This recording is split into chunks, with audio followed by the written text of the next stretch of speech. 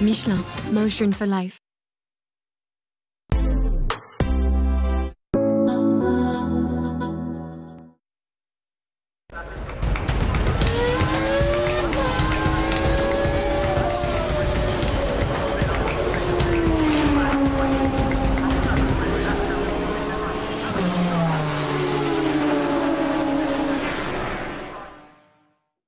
Salut à tous, salut à toutes, ravi de vous retrouver sur le stream, sur le plateau de Racing Stream. Un plaisir à chaque fois renouvelé. Pourquoi? Parce que je suis entouré des meilleurs, évidemment, les meilleurs. Le Jean-Paul Olivier du sport automobile, monsieur Jean-Louis Moncé. Bon. Monsieur Arnaud, bonjour. Comment ça va, Jean-Louis? Très bien, vous-même. Très bien, très bien.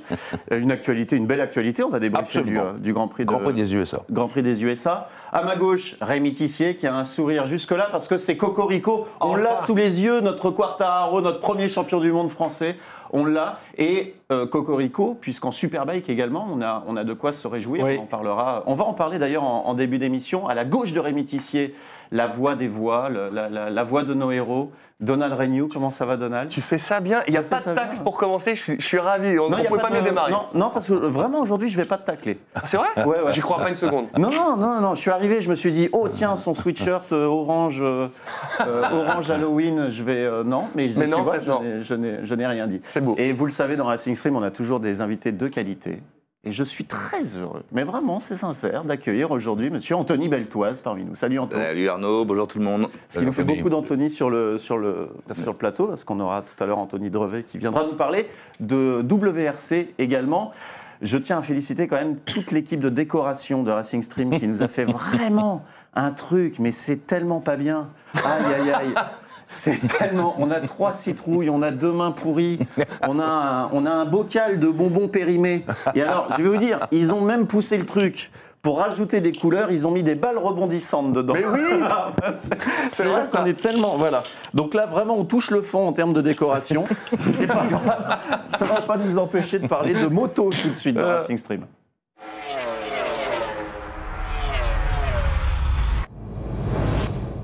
Alors Rémi, je le disais, nous allons parler évidemment du titre de Quartararo. On va peut-être commencer par l'actualité un petit peu plus chaude. On va se garder la cerise sur le gâteau pour après.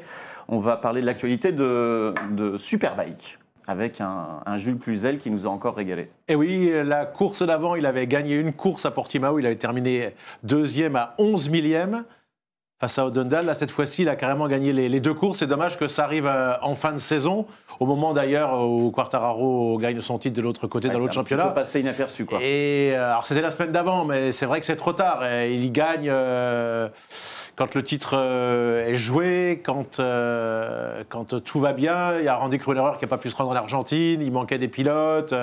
Mais malgré tout, ça reste des victoires. Il en est à 23 au compteur.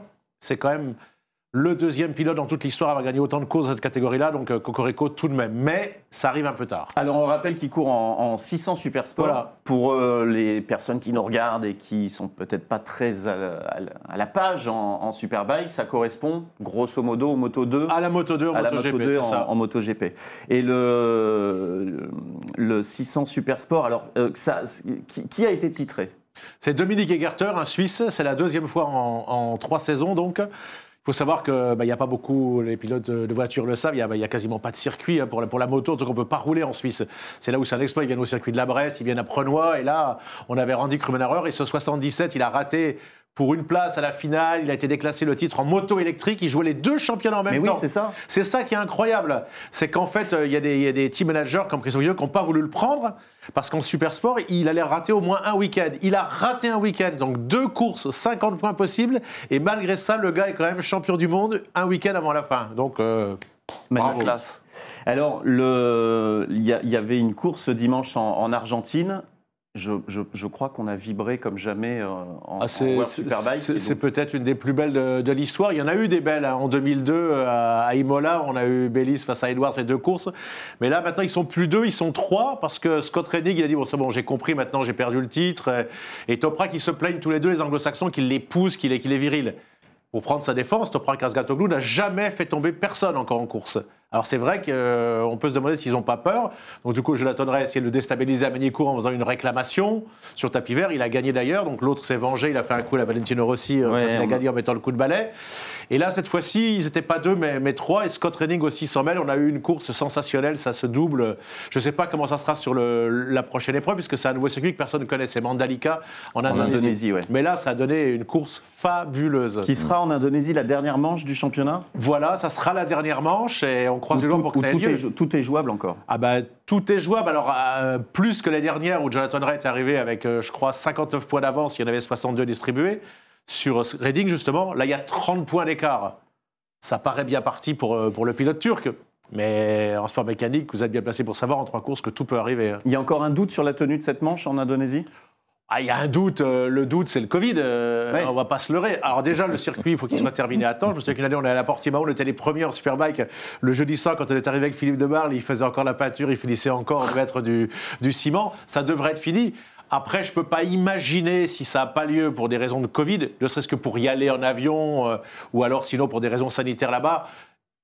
Là, on a l'un des plus beaux championnats, en tout cas, de l'histoire. Je pense que la Dorna, dans ce cas-là, se rabattrait sur un circuit qui n'a pas été utilisé cette année, comme le circuit Ricardo Tormo à Valencia. Ouais. Parce qu'il faut une finale. On peut pas terminer là-dessus alors qu'on ne sait pas qui est champion. Ça serait terrible. Par exemple, en MotoGP, le problème est réglé. Maintenant, dans toutes les autres catégories de moto, quasiment c'est réglé, mais pas là. Bon. Et tant mieux. Et tant mieux, et tant mieux. Avant de me tourner vers Anthony Beltoise, lui demander s'il suit l'actualité moto, je vous rappelle qu'il y a le chat, toujours. Je l'ai en grand sous les yeux. Vous réagissez, vous posez des questions. C'est vraiment votre émission. Je suis sur le coup. Je lis. Pour l'instant, il n'y a rien de très... ça m'a donné faim, ces balles rebondissantes. Voilà. Allez, on va se tourner vers... Anto, tu regardes la moto, tu suis l'actualité moto. Plus la MotoGP que le Superbike. Le Superbike, oui. Ouais, peut-être moins médiatisé, je sais pas. C'est vrai que je m'y intéresse un peu moins en tout cas. Il y a un super commentateur sur Eurosport pour le Superbike. Ouais, vraiment. Un gars qui a du talent. Ça bon, on la reconnaît de loin. Donc donc tu suis ça quand même, un petit peu. Alors, ce qu'on a suivi surtout ce week-end, évidemment, c'est ce titre de Quartararo. Pour les gens qui nous regardent, qui suivent peut-être un petit peu moins tout ceci, encore une fois. Pourquoi c'est exceptionnel ce titre de Quartararo ? Parce que dans l'histoire, déjà, il n'y avait que 6 nations qui avaient été champions du monde en MotoGP et pas la France. Christian Sarron, le grand Christian Sarron, est terminé notamment 3e. On a une belle histoire, puisqu'on a les 24 heures du Mans Moto, on a le Bol d'Or qui sont en France. On n'y était jamais arrivé, c'est passé parfois assez proche. On y a cru certaines années quand Olivier Jacques est monté de son titre de ennemi, mais ça n'a pas marché, c'est dans les années 2000. Et là, l'année dernière, on y a cru aussi. 3 victoires, dont 2 d'entrée pour Fabio. Et là, il gagne, c'est un exploit parce qu'on attendait ça depuis 1949. Ça va avoir une retombée médiatique énorme, même si j'ai entendu beaucoup de gens dire voilà, il est déjà l'égal d'Alain Prost, de Yannick Noah, de Michel Platini. Non, d'ailleurs, la preuve, on l'a vu sur Énergie avec une petite boulette au moment de. Je reviens, je sors, je c'est vrai qu'il n'est pas encore connu, on va pas se leurrer, il n'est pas encore connu comme Alain Prost ou Michel Platini, Fabio Quartararo. Mais ça va venir. S'il en gagne autant, oui, ça peut venir. En tout cas, il a un discours qui est assumé. Moi, j'aime bien le fait de dire, voilà, j'ai gagné un titre de champion du monde, j'ai envie d'écrire l'histoire, j'ai envie d'en gagner d'autres, j'ai envie de marquer l'histoire de mon sport en France. Je trouve ça chouette d'assumer comme ça ce discours-là. C'était ce que voulait aussi Johan Zarco. Il a beaucoup dit qu'il voulait marquer l'histoire de son sport, l'emmener au plus haut niveau. C'est son adversaire qui est. Je pense qu'il marquera l'image de son sport si, et on croise les doigts parce que c'était bien parti avec ce qui s'est passé ce week-end, si l'année prochaine on a un Marquez en pleine forme, qui a plus de problème et qu'il bat Marc Marquez. Alors là, parce qu'il ne pourra pas battre Valentino Rossi malheureusement parce qu'il va arrêter, mais s'il bat Marquez, là ce sera vraiment, je pense, un exploit. Alors on va revenir sur cette course qui a donné le titre à Quartararo. Est-ce qu'il pouvait... Honnêtement, est-ce qu'il pouvait espérer gagner ce titre sans un couac des Ducati ? Non, vu comme ça s'était passé aux qualifications, non, il part 15 sur la grille, il est 17e au premier tour. Normalement, non, on s'attendait plutôt à ce qu'il soit titré à Portimao. Maintenant, il a fait une formidable remontée, il remonte pour la 4e ou la 5e place. Voilà. Le lieutenant de Bagnaia, il tombe, Miller, d'entrée, celui qui devait protéger. Donc du coup, Marquez est là en embuscade, mais la pression. Mais Marquez, depuis son retour de blessure, n'avait jamais gagné dans les circuits qui tournaient comme ça. Voilà, il avait gagné que... à Austin, où il était sur le Grand Prix d'avant, c'est lui qui venait de remporter, et puis une deuxième course au Sachsenring. Il avait failli à Aragon, mais c'est un circuit qui tourne en sa faveur. Là, cette fois-ci, c'est vraiment une victoire où on voit que Marquez est revenu. Et alors, est-ce que c'est lui qui pousse à la faute Bagnaia? Probablement, parce que dans ce tour-là, il va beaucoup plus vite. Et d'ailleurs, Marquez a dit, il allait tellement vite que c'est là où il décroche. Non, mais c'est ça. C'est-à-dire qu'on a quand même le sentiment que Marquez a finalement bien joué le jeu de Quartararo. C'est le seul à suivre Bagnaia. Je l'ai bien dit, Bagnaia. Bagnaia. Pas évident. Hein. Bagnaia, parce que la Ducati avait un rythme incroyable sur ce Grand Prix. Et il n'y a que Marquez qui arrive à prendre la roue et à le mettre sous pression, sachant que Bagnaia, lui, il n'a pas le choix. Il doit gagner cette course pour entretenir ses chances. Enfin, premier ou deuxième, ça ne l'aurait pas arrangé d'être deuxième, mais là où je pense que Marc n'a pas joué que la carte de Fabio Quartararo, il a surtout joué la sienne. Oui, bien sûr. Pour lui, il a montré avec son bras quand il gagne, voilà, cette fois-ci, peut-être que toutes ces blessures, ces souffrances qu'il a eues sont derrière lui maintenant. Enfin, auquel cas, de toute façon, pour que ce soit beau l'an prochain, il faut que Quartararo, en plus de Bagnaia, de Joan Mir, il est Marquez face à lui. Ça va plus faire rêver les gens si c'est Marquez que Joan Mir, et j'ai rien contre le pilote Suzuki. Et c'est vrai que le tour où Bagnaia tombe, on voit, il colle plusieurs dixièmes à Marquez dans le même tour, et on sent que... Et Marquez l'a dit lui-même, il a dit il avait un rythme anormalement rapide. Quand vous commencez à aller plus vite qu'un garçon qui est surnommé l'extraterrestre, c'est jamais bon signe. C'est ça. La course de Zarco également a été intéressante. Ah oui, parce qu'il s'est fait opérer du syndrome des loges, il a accusé le coup à la mi-saison, il pouvait encore jouer le titre, il était deuxième au championnat, on avait les deux Français aux deux premières places. Il a lâché petit à petit, il a peut-être trop tardé pour se faire opérer. La première course où il s'est fait opérer, il est tombé à Austin, il était furieux. Pour la première fois, il n'était pas venu parler à la presse, ce qui est très rare, parce que d'habitude, il aime bien communiquer. Et là, on l'a vraiment retrouvé. Du coup, il s'empare de la 4e place au championnat. Il fait une bonne opération des deux pilotes français. Attention, il a pris la 4e place à Miller, donc si je me souviens bien. Qui chute, mais derrière, à quelques points d'eux, alors qu'il a attaqué le championnat à la 3e course de l'année, qui est-ce qu'il y a? Et qui est beaucoup tombé pourtant cette année, il y a Marquez. Il a raté les 2 premiers week-ends de course, il est déjà remonté. Ça veut dire vraiment, on voit que pour l'an prochain... D'ailleurs, Fabio a dit... Maintenant que je suis débarrassé de la pression du titre, j'ai hâte d'affronter Marquez et de me faire plaisir sur les 2 dernières courses. Il a bien compris que de toute façon, pour l'aura de Fabio, il faut qu'il y ait un grand Marquez. Mais il l'a annoncé, Marquez, qu'il va lui mettre du bâton dans les roues pour l'année prochaine. Il l'a fait. Mais c'est ce qu'on a. Salut, c'est ce qu'on a envie de voir. Il y a No Skill dans le chat qui nous dit effectivement Marquez 4e du championnat en manquant 2 courses. Et voilà, ça pose les bases d'une saison. S'il y arrive, c'est pas fait. Il faut encore battre Zarco et Jack Miller. Big Dapan, personne ne parle de la moto horrible qu'est la Yamaha. Hormis Quartararo, ils sont nulle part. C'est vrai qu'en plus, il est champion du monde sur une moto qui... On va pas exagérer. Quand Olivier Jacques était champion en 2,5, la Yamaha, c'était pas la meilleure moto non plus. Qui accuse 15-20 km/h en ligne droite. Non, faut pas exagérer. Elle n'est pas si mauvaise que... L'année dernière, il a été pénalisé par la Yamaha en 2e partie de saison. Ça lui a coûté le titre. Et puis, il avait moins d'expérience. Il a fait quelques erreurs. Il a dit il a beaucoup appris. Là, il faut pas exagérer non plus. Mais alors, comment on explique la saison des autres pilotes Yamaha si cette moto est si bonne, monsieur Rémi Tissier, répondez à ma question. Morbidelli s'est blessé, voilà. Et Valentino Rossi, maintenant, je sais que ça va vous faire de la peine, mais c'était la saison de trop. Il se qualifie dernier, là, il a la chance, il y a des chutes, des cases de terminer 10e pour son Grand Prix à domicile. C'était bien parce que tout le circuit était jaune, mais c'était... C'est dur de partir comme ça. Moi, le fan de Rossi depuis toujours. On peut pas dire qu'il y a les différences entre la Ducati et la Yamaha, c'est l'une, par exemple, la tenue de route, l'autre, la VMAX, la vitesse de pointe. Non, souvent, tu as évoqué le fait que... il y a toujours le châssis est toujours un avantage pour la Yamaha. Mais après, vous parlez de la Ducati à la vitesse de pointe, mais moi je vais vous rétorquer. Et la Honda, qui a gagné Marc Marquez devant son coéquipier Paul Espargaro. Je crois que c'est la première fois qu'il y a un doublé. Enfin, on retrouve Honda aux premières loges. Donc, et la dernière, c'est Suzuki qui est champion du monde. Et elle fait plus de high side d'ailleurs, la Honda, c'est bon? Non. Mais Marquez, ça y est, il a mis un moment à retrouver comment ça fonctionnait. Et là, il est là. Ce qui est beau, c'est que la Dorna, avec ce règlement, a réussi à faire un championnat où on voit plusieurs marques qui sont capables de gagner. Et les courses, c'est serré. On espère d'ailleurs en 600, ils vont changer le règlement pour l'an prochain. On avait des courses qui étaient homogènes, qui étaient belles.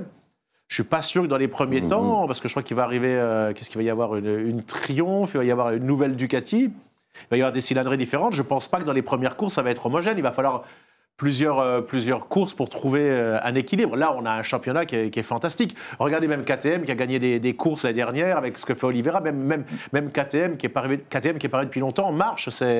Moi, je trouve que c'est un beau championnat. Il fait pas une vilaine course, Rossi, pour sa dernière course en Italie. Il ne fait pas une vilaine course quand vous partez sur la dernière ligne chez vous, vous êtes à 12 km, que votre petit frère, votre demi-frère est en première ligne, Luca Marini. Alors heureusement, ça a sauvé le week-end de Valais. Puis il y avait le public, bien évidemment, mais quand on a été fan... mais évidemment, mais 10e en partant dernier, allez, on est content. Oui, non, mais ça aurait pu être pire. Mais moi, je me souviens d'Eddy Merckx sur 77, ça m'avait fait de la peine. Thévenet gagne le Tour et il y avait des étapes où Eddy Merckx, c'était son année de trop, il terminait des étapes 150e, quoi. Voilà. Comment on explique ce déclin?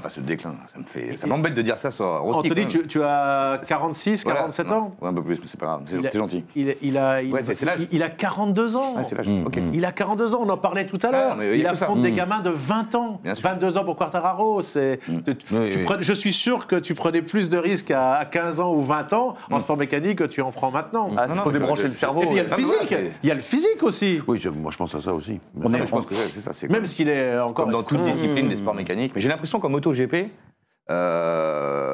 c'est vraiment la discipline dans les sports méca où le pilote fait quand même une énorme diff. Parce que comme tu disais, il y a un pilote un peu par marque qui sort la tête de l'eau, qui arrive vraiment à mettre la marque en avant. Et ça, je trouve ça génial qu'il y ait quand même du... Voilà, c'est le pilote, quoi. On va pas dire la moto, la voiture. À vous de juger, messieurs, mais je pense qu'effectivement, en moto, le pilote fait encore un petit peu plus la différence qu'en voiture. Après, il le faisait peut-être plus encore à l'époque de Douane que maintenant où il y a toute l'électronique quand même pour gérer. Je pense qu'à l'époque de Douane, de ces pilotes-là, de tous les Américains à l'époque, c'était peut-être un petit peu plus encore. On est content quand même. Il faut réaliser d'avoir été contemporain de Valentino Rossi. Il faut quand même prendre conscience de la légende que c'est.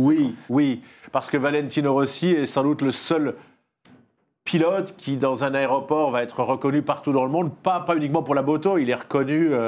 Brad Pitt a dit qu'il voulait jouer un jour son rôle, c'est une star. Exactement ça, c'est une star, Valentino Rossi. Est-ce que en 2 minutes, tu es capable de nous parler quand même de ce Bastianini qui prive Quarta du podium? Oui. Et qui fait... Bestia, c'est son surnom, c'est la bête.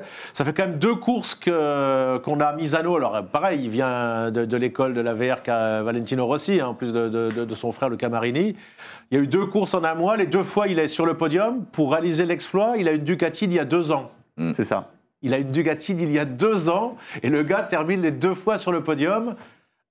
À voir, à confirmer, mais c'est très fort. Il a défendu coûte que coûte Quarta, le podium? Ah, je pense que non. Vous allez être champion. Déjà, il est surpris, je pense, quand on voit qu'il allait le faire tomber, moi. On voit qu'il est surpris. De toute façon, Bestial, lui, il avait rien à perdre. Il était prêt à faire tomber. Mais Quartararo non plus. Bah oui.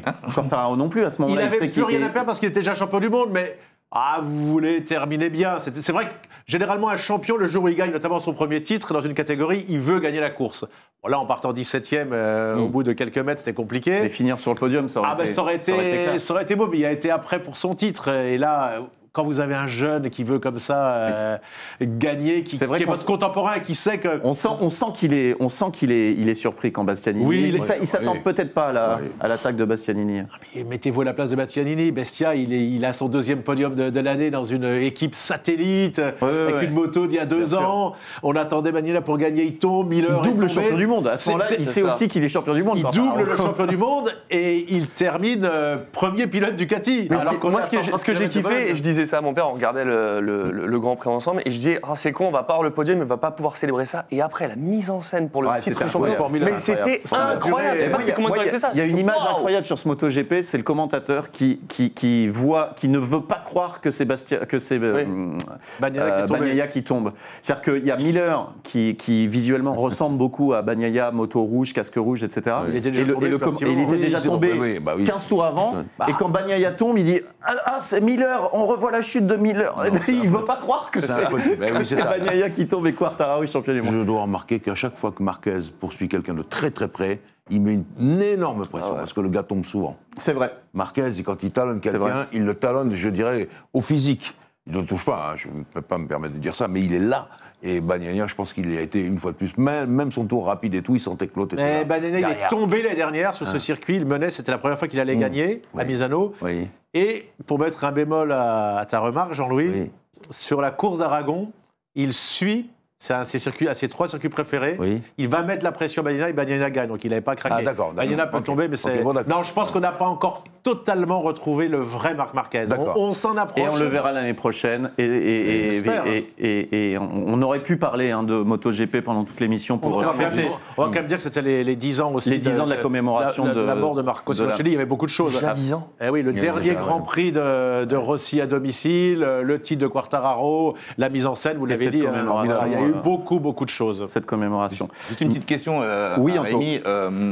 Marquez, ce qui lui manque encore aujourd'hui un tout petit peu pour être au top du top, c'est un peu de physique ou... Ah oui, c'est le physique, c'est la blessure. Mais sinon, au top du top, il y était avant de se blesser. Parce que la course où il se blesse, il va pas vouloir. Il a mal quand il roule, en fait. Il est gêné, il est handicapé, il doit changer son pilotage. Mais ça a beaucoup progressé depuis son début de saison à lui, qui était à Portimao, parce qu'il a raté le premier Grand Prix. Il est encore. À un moment, il ne savait même pas s'il n'allait pas terminer. Il se sentait comme un handicapé. On va pas se leurrer pour sa vie de tous les jours. C'est un miracle déjà, ça. D'accord. Et le Voom, dans le chat, qui nous dit incroyable, les invités sur ce plateau, évidemment, on les écouterait des heures, malheureusement. Malheureusement, heureusement, et pour le bonheur de tout le monde, nous allons passer à la Ford Zone, bien sûr, maintenant.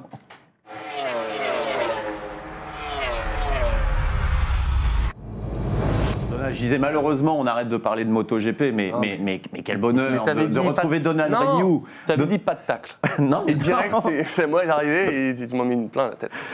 Le Fordzilla IRL. Alors, Fordzilla IRL, c'est vrai qu'on fait souvent des vidéos avec Ford France pour montrer que l'équipe Fordzilla, ce n'est pas que des pilotes e-sport. Et alors là, je dois dire qu'on a pris tarif, ça s'appelle la Ford Agility Challenge. Ah oui, mais alors ça c'est merveilleux. La prochaine fois, on t'appelle. Mais ouais, je veux absolument faire ça. Ah bah d'accord, vous avez entendu, il a signé. En plus, là, vous avez fait de la marche arrière, c'est ça? J'étais très mauvais. Donc là, on le voit, on était avec Chris, qui est influenceur, et donc du coup, on avait un parcours où je devais faire un parcours en marche arrière avec des petits plots, et dès que je mettais une roue derrière le scotch, tu mangeais une balle rebondissante. Pas moi, mais ils avaient des gages, et donc du coup, on voit, ils ont pris des seaux d'eau glacés sur la tête. J'ai encore mal pour eux. On a tous fait ça à tour de rôle. Je dois dire quand même que c'est Fabien qui s'en est sorti le mieux, pas sur le paintball. Alors quel est le véhicule dans lequel vous faisiez C'est un Tourneo custom hybride.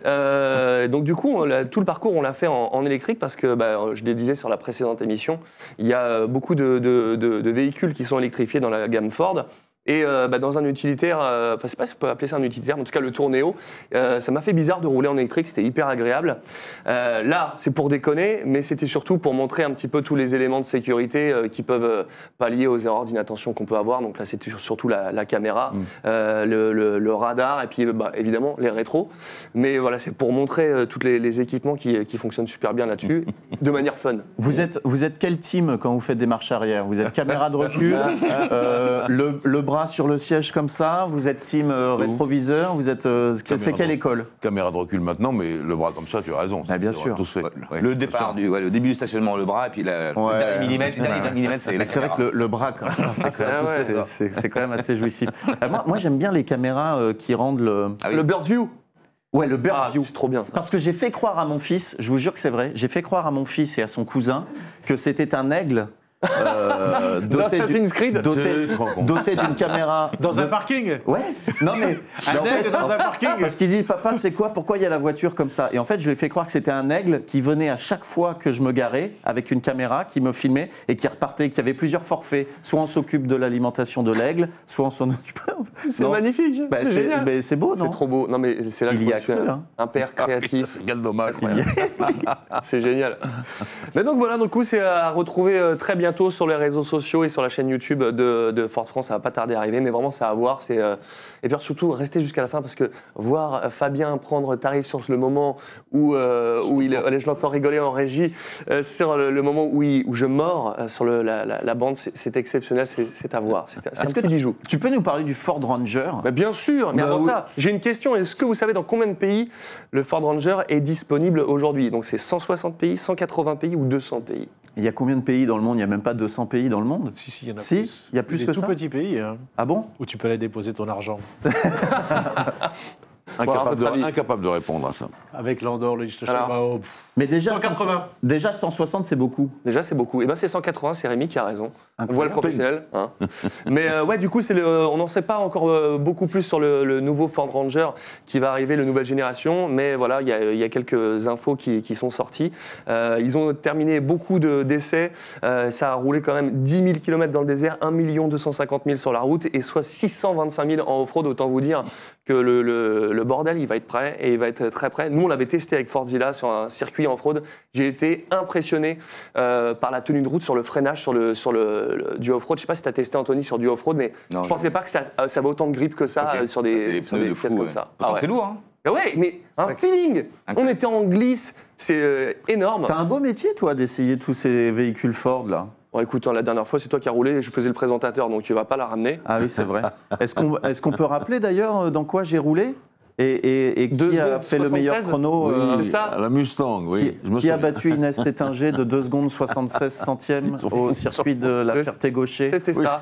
Tu as dans tes fiches? Non, mais on peut la revoir, la vidéo, sur YouTube. Quel est ce jeune pilote amateur qui a mis une rousse? Arnaud Stamer. Arnaud Stamer. C'est Stamer, c'est ça.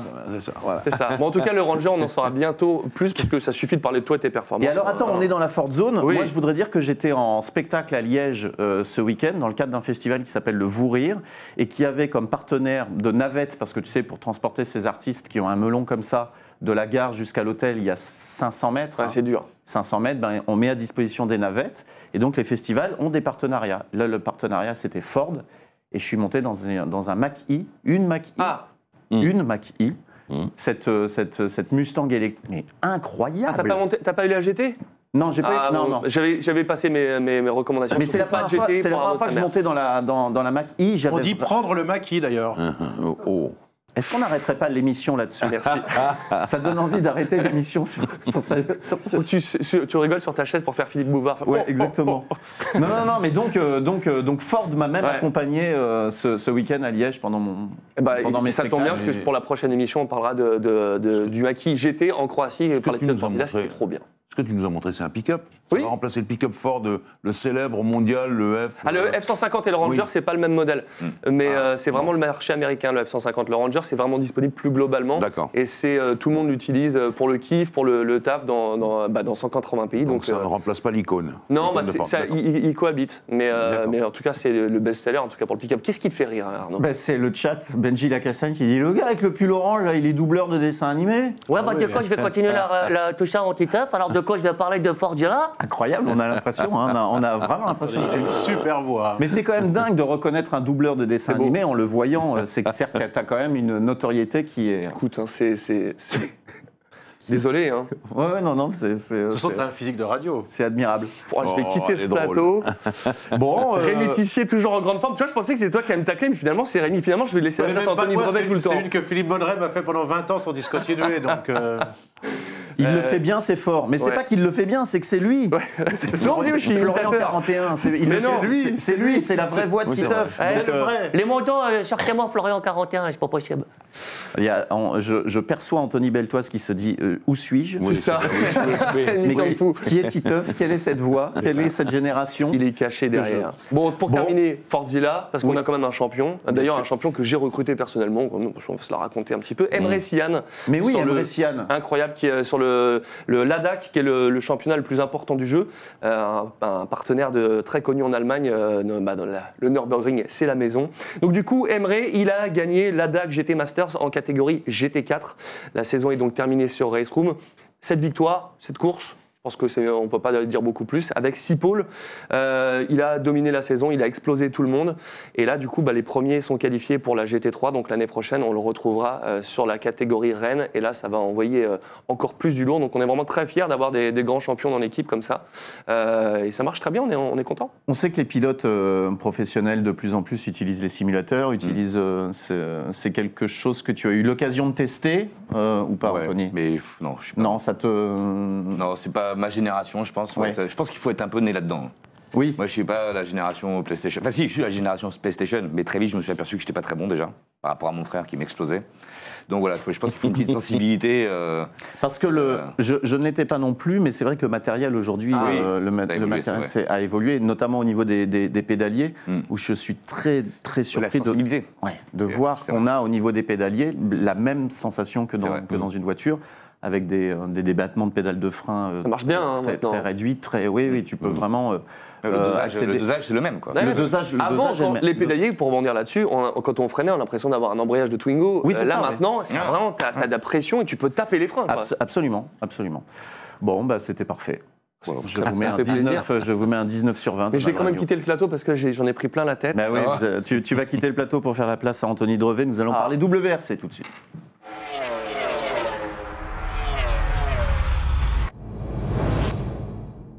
Ce changement de joueur. Je n'étais pas sûr de venir parce que bon.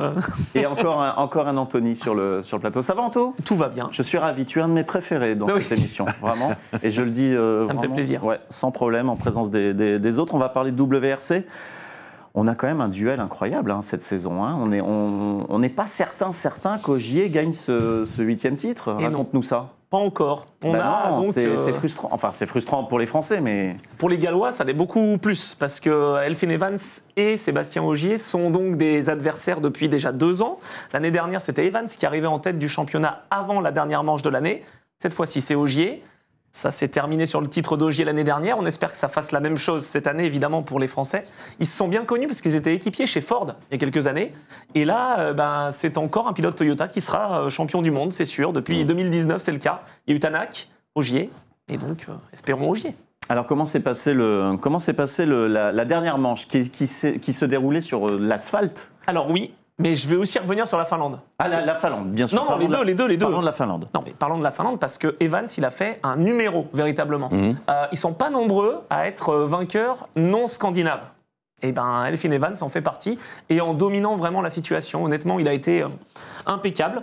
Intouchable pour la 70e édition du rallye. Et il devient le 6e non-scandinave à s'imposer. Il rejoint donc des pilotes comme Sébastien Loeb, comme Sébastien Ogier, comme Didier Auriol, comme Carlos Sainz. Donc c'est plutôt pas mal. Et donc il a réduit l'écart. Et ce qui nous donne, tu peux nous faire un petit point sur la fin du championnat. Il reste combien de manches ? Quel est l'écart entre les pilotes ? Il en reste une. Il reste le rallye de Monza. Donc on sait qu'à Monza, alors c'était début décembre l'année dernière, donc il y avait un petit peu de neige, c'était compliqué. Là, on va être mi-novembre, ça devrait être un petit peu plus simple niveau conditions météo. Il y a 18 points. 18 points d'écart entre Sébastien Ogier et Elfyn Evans.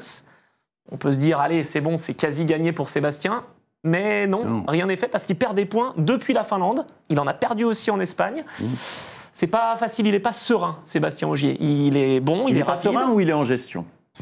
Ouais, mais un pilote comme Sébastien Ogier, comme Sébastien Loeb à l'époque, ils n'aiment pas trop faire de la gestion, quoi. Ils aiment bien pouvoir asseoir leur domination et gagner avec 1 ou 2 rallyes d'avance. Là, c'est un peu plus compliqué. Et finalement, Elfyn Evans, on s'y attendait pas il y a quelques temps, mais depuis qu'il est arrivé chez Toyota, il a passé un step et vraiment, il est solide. Est-ce qu'on peut dire un petit mot également sur Hyundai et Neuville, qui a fait une démonstration sur asphalte ? C'est passé à 2 doigts de ne pas... Oui, c'est exactement. Non, c'est-à-dire qu'il s'est passé à 2 doigts surtout de la correctionnelle parce que la Hyundai ne démarrait pas avant la dernière spéciale, avant la Power Stage qui donne des points supplémentaires.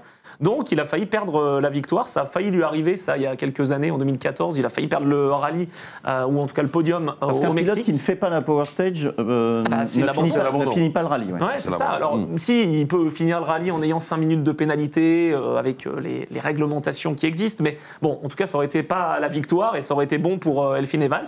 Tant mieux, la voiture a démarré. Il a été poussé par les commissaires. Super prestation.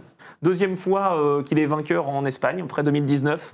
Deuxième fois consécutive. La Hyundai fonctionne bien sur asphalte. Comment on explique que Thierry Neuville, à ce stade-là de sa carrière, n'ait pas encore joué un titre Alors, quel est le problème de Thierry ? Il a joué un titre ? Ouais, il a fait 5 fois vice-champion quand même. Oui, 5 fois vice-champion. Mais on a le sentiment quand même d'une petite frustration, de quelque chose qui lui manque pour être au firmament.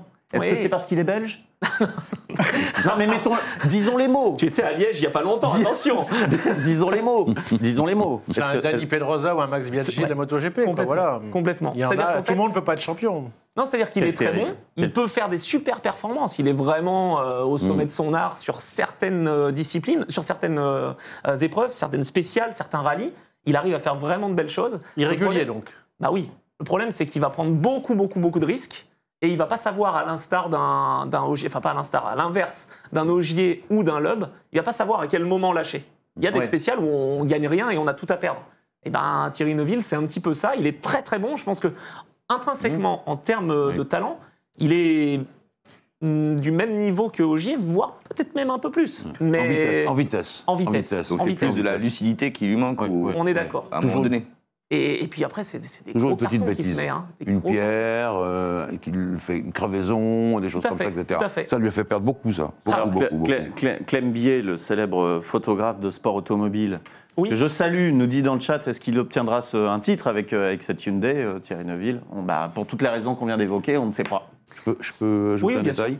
C'est important, là, pour Ogier, pour Elfyn Evans, parce que l'an prochain, on change. C'est les voitures hybrides qui attaquent. Et ça change tout le système, bien entendu, des moteurs, mais aussi le système de la gestion des voitures, la gestion par les pilotes des machines. Puis il y a aussi autre chose. Sébastien Ogier prend sa retraite à temps complet, en tout cas. Il refera des rallyes. Exact. Mais ça va être important de terminer sur un titre. Il aimerait, je pense, je me mets à sa place, terminer sur une victoire ou sur un podium. On en parlait tout à l'heure pour Fabio. Bon, je ne suis pas sûr qu'il soit dans cet état d'esprit-là à Monza, clairement. Non. Alors, on a quelqu'un qui s'énerve dans le chat. Master, qui présente l'émission? Il n'y a personne pour me répondre. Parce qu'on lui a dit c'est Mathieu Delormeau. Non, je ne suis pas Mathieu Delormeau. On t'a répondu, on t'a dit Arnaud de sa mère. Je suis Il est Arnaud de sa mère. Je suis le célèbre humoriste pilote amateur à 16h, 16h30. Voilà, pour répondre à Master. Le WRC, ça, je ne peux pas croire que tu ne suis pas l'actualité, Anthony. Ah, si. Ouais, si, évidemment. C'est un spectacle incroyable. C'est des héros. Ouais. Et tu as roulé en plus pour Sébastien Loeb. Oui. Tu as roulé en rallye? Non. Ouais. J'ai roulé un petit peu avec une WRC à l'époque, c'était Citroën, parce que j'étais pilote d'essai Peugeot, et c'était la même maison, ils étaient tous à Satori. Et j'avais l'occasion, parce que le pilote d'essai à l'époque n'était pas dispo. Quel engin. Ouais. C'est exceptionnel à rouler. Quelles sont, en quelques mots, les plus grandes, on va dire les plus grandes différences entre le circuit et le rallye au niveau de l'esprit du pilotage?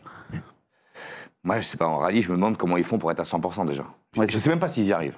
Parce qu'à un moment, il faut être cinglé presque. C'est tellement dangereux. Mais oui, c'est ça. C'est ça. Nous, au circuit, tu peux rouler à 100%. Au pire, tu vas traverser le bac. Voilà. Parce que le circuit, tu as appris le circuit par cœur, le tracé par cœur. Ils le connaissent par cœur aussi. Voilà. Mais c'est les dégagements. Nous, si tu peux rentrer en survitesse, tu sais que derrière, tu vas juste faire une traversée de bac. Là, tu peux faire une chute libre de 200 mètres. C'est juste n'importe quoi. Il y a une profonde admiration chez les pilotes de circuit, et notamment les pilotes de F1, pour les pilotes de WRC. Bien sûr. Profonde admiration. Bien sûr. J'ai jamais entendu un pilote de F1 dire non, ils ont plutôt tendance à dire c'est des dingues. Mais je pense que chez tous les passionnés de sport automobile, il y a évidemment une admiration sans borne pour les 20 pilotes de Formule 1, mais je pense que tous les vrais passionnés mettent au même niveau les pilotes de rallye. Ce sont des héros, les gars. Formidable. Il y a une dizaine d'années à peu près, même une quinzaine d'années, on aurait pu répondre à ta question, Arnaud, en disant que en circuit, on a un pilotage offensif, 110%, et qu'en rallye, on avait plutôt un pilotage défensif. C'est-à-dire que 90%, parce que quand il y a l'arbre qui arrive ou le précipice, il vaut mieux quand même se mettre en travers, se freiner. Et puis maintenant, avec les voitures qu'il y a, vous avez tous vu, et puis le pilotage qu'il faut, on peut dire que c'est kiff-kiff. C'est pareil, c'est du pilotage offensif tout le temps, et ça fait un peu peur quand même. Parce que de temps en temps, ils prennent des boîtes. Mon Dieu, ils s'en sortent. Et heureusement que les voitures sont solides. Les pilotes de F1 qui ont essayé le rallye, Raikkonen, il est parti en tonneau Kubica. Kubica, fracassé. Kubica, il a rallye, il a plus de facilité à faire du circuit. Alors qu'un pilote de circuit, c'est beaucoup plus dur pour lui de faire du rallye. Oui, en tout cas, des perfos. Oui, non, je suis d'accord. Mais la difficulté sur la piste, tu vas bien me le dire, enfin j'imagine que tu vas me dire ça, c'est de trouver la limite à chaque tour, d'être à moins d'un demi-dixième à chaque tour. Ça, c'est difficile. J'ai eu la chance c'est le plaisir, moi. J'ai eu la chance de monter avec Thierry Neuville dans une voiture. J'ai eu la chance de monter avec Johan Buonatto.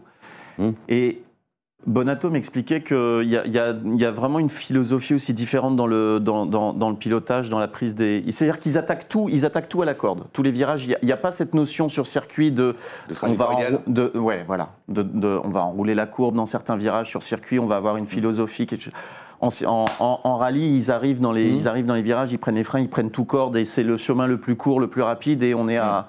Et il y a vraiment cette notion effectivement, de cerveau qui est impliqué à fond, puisqu'il n'y a droit à aucune erreur en rallye. C'est ça qui est phénoménal. C'est-à-dire que la boîte est tout de suite terrible. Arnaud, pardon, t'as autre chose, c'est que le copilote, il te donne les notes, mais 2 virages en avant. Oui, c'est ça. Donc, je veux dire, à un moment, tu dois prendre la corde, parce que t'as entendu que pendant que t'étais en train de prendre un autre virage, il fallait y aller, que c'est un droitier et qu'il faut aller à fond. Pendant des années, on pouvait répéter les reconnaissances dans les spéciales. Un pilote comme Fréquelin, par exemple, Guy Fréquelin, que tout le monde connaît ici, il pouvait passer 10 à 15 fois dans une spéciale pour la reconnaître. Voilà. Maintenant, tout ça, c'est quantifié et c'est interdit. On ne peut pas. En revanche, là où il y a eu un apport formidable pour les pilotes modernes de rallye, c'est les caméras vidéo pour reconnaître. Ça a été l'un des grands succès les grandes finesses de Sébastien Loeb, savoir interpréter ça impeccablement.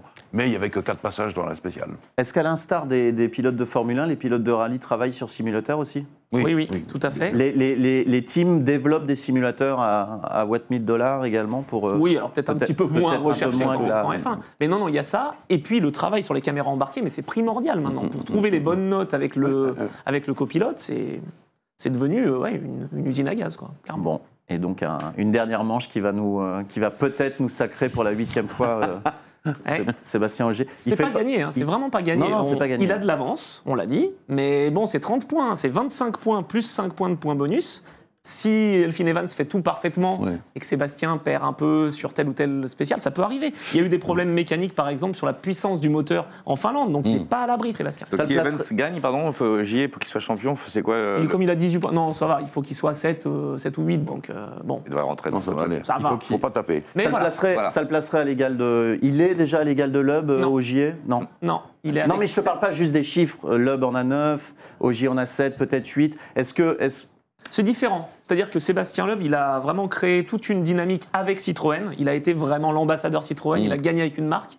Ogier, il a réussi à gagner avec toutes les marques, sauf Citroën. On me dit à l'oreillette que Seb va certainement passer nous faire un petit coucou. Est-ce que c'est Seb Loeb ? Est-ce que c'est Seb Ogier ? Seb Loeb qui viendra dans Racing Stream, puisque c'est l'émission où tous les meilleurs passent. C'est bien. Bien sûr. Évidemment, regardez Anthony Belletin. Merci beaucoup Anthony Drevet pour cette... On n'a pas dit, juste un petit mot. On n'a pas dit, qu'est-ce qu'on n'a pas dit ? On n'a pas dit que Sébastien Loeb allait l'année prochaine... Alors ça, c'est une question que je voulais te poser. Mais oui, on ne l'a pas dit. Il me dit avant l'émission, je te poserai la question sur Loeb. Parce qu'il y a des questions qui reviennent, Loeb. Tout à fait. Chez qui ? Chez Ford. Chez Ford.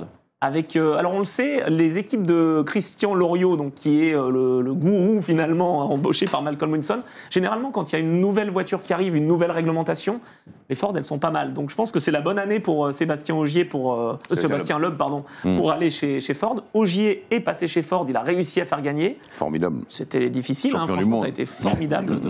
Non mais c'est vrai. Master, je viens de me rendre compte que c'est vraiment Arnaud de sa mère, je me sens con. Tout va bien, Master, tout va bien.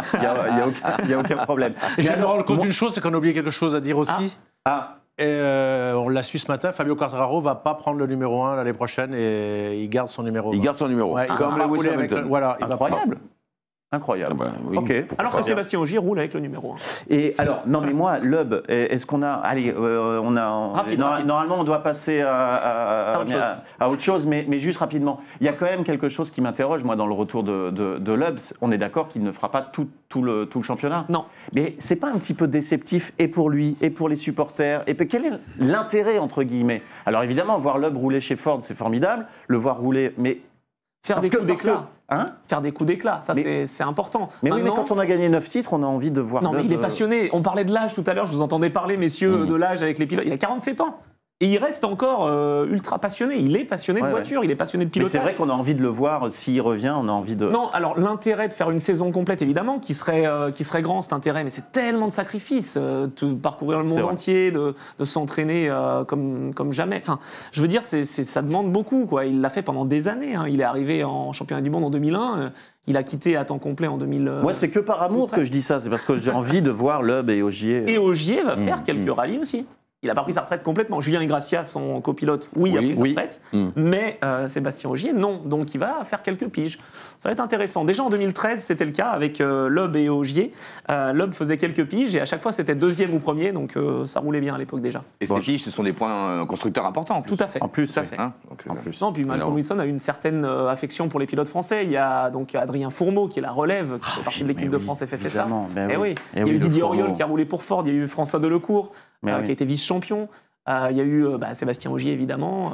Eric Camilli. Enfin bon, bref. Je suis vraiment très déçu qu'on doive te remplacer par, en plus, Donald Renew.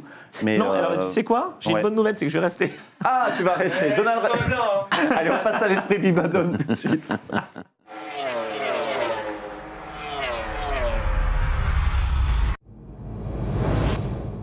Je m'accroche, hein. Je m'accroche. Mais oui, tu t'accroches. Parce que moi, je m'attendais à ce que ce soit Donald qui nous fasse l'esprit Bibadon, mais non, c'est Anthony Drevet qui reste là pour notre plus grand plaisir. Parle-nous de Michelin. Ça, c'est la connexion auvergnate, tu sais. Mais oui, c'est ça. Alors, j'ai un petit stylo Michelin en plus. Mais oui. tout est bien fait. Non, Michelin, c'est un des plus grands groupes industriels, évidemment. Ça, tu le sais, vous le savez. Ça va pour eux. Oui. Ouais, je pense que ça roule bien. Ça roule bien. Oui, ça roule bien. Ils sont quand même, il y a 200 millions de pneus vendus dans le monde. Donc, c'est pas mal comme chiffre. Après, on a vraiment la mobilité qui est au cœur de l'action Michelin et la recherche. Il y a vraiment toujours cette partie recherche qui est importante. On voit d'ailleurs des modèles pour les années qui vont arriver derrière nous, un beau pneumatique. Ça, on peut l'espérer quand, ça parce qu'on en rêve. 2024-2025, donc c'est demain, 2024-2025. On est toujours à la recherche de... Parce que pour quelqu'un comme moi qui veut rouler sur les autoroutes belges, par exemple... Oui. Pas trop vite, fais attention. On est d'accord qu'il n'y a pas pire pour les pneus que les autoroutes belges. C'est horrible. On est d'accord. Surtout, juste après la frontière. Juste après la frontière. Il y a des travaux depuis un siècle. Il y a des travaux. C'est comme à Paris. Non, mais c'est absolument... Non, mais je charrie, mais c'est partout pareil. C'est vrai que la seule fois de ma vie où j'ai crevé sur l'autoroute, c'était en Belgique. Bon, les autoroutes sont gratuites en Belgique. Mais en Allemagne aussi, il faut se méfier. C'est pour payer les réparations. Non, par contre, ce qui est intéressant, c'est qu'il y a des lumières. Je vais me faire défoncer par les Belges dans le chat. Non, alors je suis tout à fait d'accord sur le revêtement, mais par contre, voilà, on voit bien les bosses. Alors, donc ce pneu Michelin increvable 2024-2025, on a. Mais c'est pas que le pneu Michelin. Non, tu parlais de développement. Ils ne concentrent pas leurs efforts que sur le pneu. En fait, ils maîtrisent les matériaux. C'est ça, en fait, la vraie clé. C'est ce que Florent Ménégo disait justement. Donc, je me suis permis de reprendre quelques petites notes avec l'apport de Donald. Donc, en fait, ça va toujours travailler dans le sens où on a des domaines où on soupçonnerait pas Michelin d'aller. Donc, la médecine, l'aérospatiale, ils sont vraiment présents dans beaucoup de domaines. Et la maîtrise des matériaux, c'est quelque chose de très important. Et là, on aperçoit un petit jet. Alors ça, c'est quand même sympa parce que Michelin a 5 avions dans le monde avec Michelin Air Service. Alors pourquoi, on va me dire? Ils ont une compagnie aérienne. Non, vraiment une compagnie aérienne. Ils ont les pneus, les avions. Parce que, 70 usines dans le monde sont plutôt assez reculées. Enfin, en tout cas, il y en a certaines de ces 70 qui sont assez reculées. Et donc, il faut... transporter. Plutôt rapidement. Et donc, on a des avions comme ça qui sont donc affectés par Michelin, c'est pas mal. Moi, je me souviens de l'histoire Indianapolis 2005 où on... Voilà, non mais... Attends, une histoire. Non, mais c'est vrai. Une histoire qui date de plus de 15 ans. Je me retourne vers Jean-Louis Bourset. Il y a eu 6 voitures au départ, puisque ceux qui étaient équipés par Michelin avaient échappé et crevé. Et donc, toutes les écuries Michelin se sont retirées. Oui, mais ce que je voulais dire là, c'était... Alors certes, il y a ça, mais les pneumatiques en une nuit avaient été rapatriés. C'est-à-dire qu'ils n'ont pas trouvé un accord avec Bridgestone. Ils sont partis. Mais ils étaient là, les pneumatiques. Donc en fait, on peut avoir un temps de réaction. Il y a tous les Belges dans le chat qui... En fait, je pensais que j'allais me faire assassiner, mais en fait, non. Tous les Belges dans le chat disent non, t'as raison Arnaud. T'as raison, les autoroutes belges, c'est un enfer. Bon, ça va, alors je continuerai à mal parler des autoroutes belges. Alors. Tant que tu ne parles pas de mal des Belges, c'est bon. Non. Est-ce que tu peux nous parler d'hydrogène? Ouais, parce que. Mais oui. Pourquoi oula, Jean-Louis, c'est l'avenir, l'hydrogène. Ça fait partie d'une des... Non, j'en suis pas sûr du tout. Non. Mais tu sais, moi, je suis là pour lancer des... Oui. je lance des mots, j'ai des gens de talent autour de moi, ils rebondissent dessus. Je demanderai après à Anthony. C'est une des énergies d'avenir. Maintenant, voilà, je ne sais pas si c'est l'énergie d'avenir. Et Michelin est impliqué... Et Michelin est impliqué parce qu'en fait, on cherche toujours des énergies alternatives aussi. On a la maîtrise du matériau et on a des énergies alternatives aux énergies fossiles. En tout cas, c'est l'objectif de Michelin. Et donc, il y a des milliers de chercheurs à Clermont-Ferrand. J'avais eu la chance de visiter l'usine en tant qu'auvergnat. Tu as fabriqué ton pneu? Non. Ah, bon. Ils m'ont pas... Mais je sais que d'habitude, ils le font. Mais non, ils m'ont pas laissé faire. C'était en 2014. Peut-être qu'ils ne le faisaient pas à l'époque, je sais pas. Il y a un très bon humoriste qui a joué à côté de Clermont-Ferrand il n'y a pas longtemps. Ouais. Qui a eu un grand succès. Ouais. Et qui joue en Belgique aussi des fois. Non, et qui va jouer à côté de Dijon samedi prochain à Chenauve. Samedi prochain, tu es à Dijon, c'est pas vrai? Ouais, tout à côté de Dijon. Eh ben, je serai à Dijon-Prenois. Qu'est-ce qu'il y a? Qu'est-ce qu'on me dit dans l'oreillette que j'ai pas le droit de faire? J'ai pas le droit de faire de promo d'Arnaud. Si, bien sûr. Ah, si, on me dit. Si, c'est bon. On va peut-être se croiser à Dijon. C'est marrant, je dis grand humoriste et tout de suite on devine que c'est moi. Ah, bah, c'est bien. Donc, oui, pour répondre à ta question complètement off, je joue à Chenauve samedi prochain à côté de Dijon. J'ignore complètement où c'est. C'est une sacrée banlieue. Hein. C'est une sacrée banlieue, Chenauve? Ça bouge. Ah, ça bouge? Ah, merde. Enfin, merde. Non, très bien. Très bien. Tu voulais avoir un week-end tranquille. Je vais revenir en caleçon. Donc en tout cas, Michelin, pour revenir à l'hydrogène, 20 ans d'expérience dans l'hydrogène. Donc c'est pas... c'est fou, hein, c'est comme Nutella avec les noisettes. Oui, c'est ça. Tout à fait. Donc c'est-à-dire que c'est sur 4 générations. Je suis pas sûr de celle-là. Non, mais c'est pas grave, on te pardonne tout. Oui. Donc on prépare le terrain depuis un petit paquet d'années chez Michelin. Et donc, construction d'usine à fabriquer des piles à hydrogène 2022-2023. Donc c'est vraiment demain. On espère que ces piles à hydrogène puissent aller dans nos voitures, c'est l'objectif. Maintenant, à voir, mais je suis d'accord avec vous. Hein. C'est sûr qu'on ne sait pas si c'est l'énergie du futur. Il y a beaucoup d'essais, il y a beaucoup de tests, mais est-ce que ça va déboucher vraiment sur quelque chose? Non, moi je me pose cette question-là. Je me tourne vers Anthony. Tu as déjà conduit une voiture hydrogène? Jamais. Jamais. Électrique, oui, forcément. Bien sûr. Après, voilà, on ne sait pas. Hein. BMW, depuis longtemps, BMW est dans l'hydrogène. Ça fait aussi depuis 20 ans. Donc, certains constructeurs ont opté pour telle ou telle solution.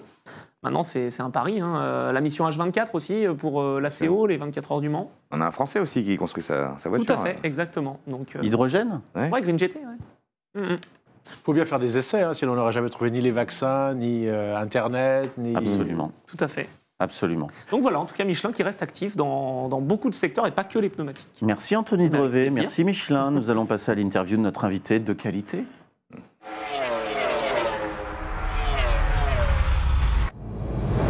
Anthony Beltoise, pilote, un nom évidemment qu'on connaît, Beltoise, tous les passionnés de sport automobile connaissent ce nom. La carrière d'un Beltoise, quand on porte le nom Beltoise, est-ce que c'est facile, Anthony? J'attaque dans le vif du sujet. Quand tu as commencé le sport automobile, est-ce que tu avais ça sur les épaules? Est-ce que tu avais ça en tête? Oui. Ouais, clairement. Ouais, vraiment. Clairement. Déjà, parce que moi, j'ai pas été formé comme entre mes concurrents. J'ai jamais fait de kart. J'étais pas un grand travailleur à l'école, donc j'étais envoyé en pension à Metz. Donc, j'ai fait le niveau Montalbac, je te paye le volant Elf, j'avais 21 ans. Et je suis tombé dans le peloton de Formule Renault. Et là, je ne savais pas ce que c'était. Moi, je pensais que le sport auto, je ne savais pas que c'était la guerre. La guerre absolue. Quoi. Parce que je n'ai pas été formé en karting à ça. Et c'est vrai que voilà, le nom Beltoise, comme tu disais, c'est vrai qu'il ressort quoi, par rapport à tous mes concurrents. Et ça mettait un petit peu de pression, parce que moins le droit à l'erreur, c'est sûr, parce que tu gagnes, c'est normal, c'est le fils de son père. T'es une piche, lui, c'est pas son père. Ouais. Donc voilà, il y avait une petite pression là-dessus. Mais la passion du sport, la passion du pilotage, tu as su quand que tu étais doué pour ça? Tu as su quand? Parce que tu dis, je suis pas passé par le karting. Comment c'est? Je sais pas. Si, les petits souvenirs d'enfance. On avait avec mon frère un petit Piwi, une petite moto. On invitait les copains à la campagne. Ils repartaient tous avec les épaules cassées. Nous, on était entiers. Voilà. Peut-être déjà une petite diff. Voilà, parce qu'il y a peu de gens qui le savent, mais Jean-Pierre, j'ai eu la chance de commenter un Grand Prix avec lui. Philippe Monneret adore Jean-Pierre Beltoise. A été quand même, je crois, 11 fois champion de France moto. Exactement. Ça a débuté par la moto, il était très très fort. Oui, parce qu'à l'époque, il n'y avait pas de karting. Exactement. Et c'était le moyen pour des gens de pouvoir débuter dans le sport, dans les sports mécaniques. Jean-Pierre a toujours raconté ça. Exactement. Ce qui l'a aidé vraiment à démarrer pour sa carrière. Et John Surtees a été le premier champion par de exemple, moto. Oui, les deux, absolument. Et donc voilà. Donc voilà, non, détecté, j'avais des velléités pour ça. C'était un peu, pas vraiment finalement, à part que j'adorais ça, avec mon frère, parce qu'on était deux. Donc, on adorait ça, se tirer la bourre. Enfin, c'était vraiment un kiff. Aller sur les circuits quand on était minots, c'était pas tellement pour aller voir les courses de notre papa, c'était pour aller taxer les quads des teams et aller se barrer dans la forêt. C'était ça. Et puis on le sait, même pour les enfants aujourd'hui, quand tu emmènes un enfant dans un paddock de course et tout, il y a quelque chose de particulier, hein, le bruit, le bruit des moteurs, l'environnement, les gens. On est dans un environnement de passion, et c'est vrai que quand tu rentres gamin dans cet univers-là, t'as quand même 9 chances sur 10, à part mon fils, à mon plus grand désespoir, t'as quand même 9 chances. Moi, c'est une catastrophe. Hein. Toi, t'as eu la chance sur 10, quoi. Ah non, moi je l'emmène sur des circuits de karting, je l'emmène dans des paddocks, il s'en fout complètement, alors que les 9 fautes sur 10 vont être passionnés. Tu m'adoptes quand? Non, mais là où j'ai peut-être eu aussi beaucoup de chance, c'est que finalement je suis un peu tombé dedans petit, parce que bon, je m'appelle Beltoise et ma maman s'appelle Sever. Donc moi j'ai une picouse dans les deux bras. Bah, oui, Sever et Beltoise, oui, c'est sûr. Là, on a plus de chance. Faire charcutier. Quoi, mon papa est fils de boucher. Alors on va faire un grand écart et on va en revenir à là, il y a 2-3 semaines. Ouais. Tu roules en GT4, Anthony, chez Saint-Éloque, que je connais.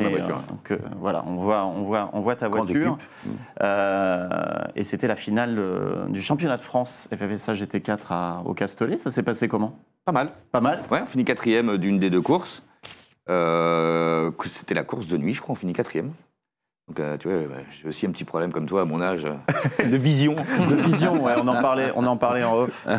Mais et c'est vrai que nos de nuit, je me suis dit, refaire le Mans, là, à mon âge, je suis pas sûr de pouvoir le faire. C'est vrai? Ouais, c'est pas évident. Ah, à ce point-là, ouais. Au niveau de la vue? Ouais.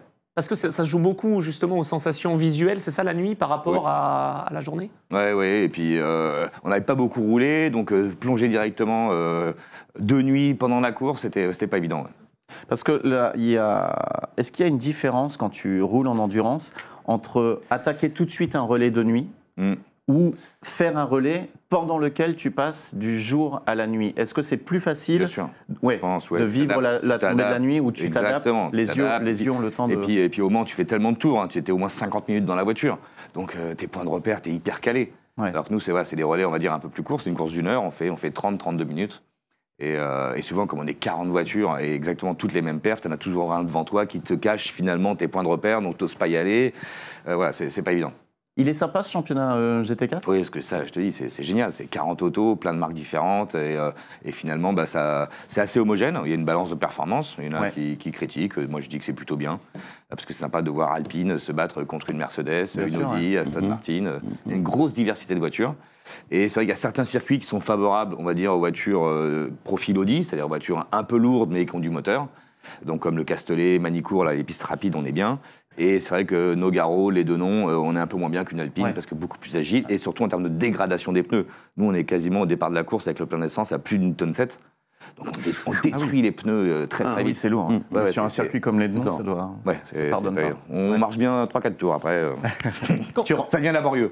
Quand c'est bien fait, la balance de performance, c'est top. Mais alors, est-ce que tu peux nous expliquer vite fait, je suis désolé Arnaud et tout le monde sur le timing, mais comment faire pour réussir une balance de performance? Je sais que Christophe Bouchu était le pilote qui était choisi pour ça. Il essaye toutes les voitures et il faut qu'il ait un feeling très précis pour savoir...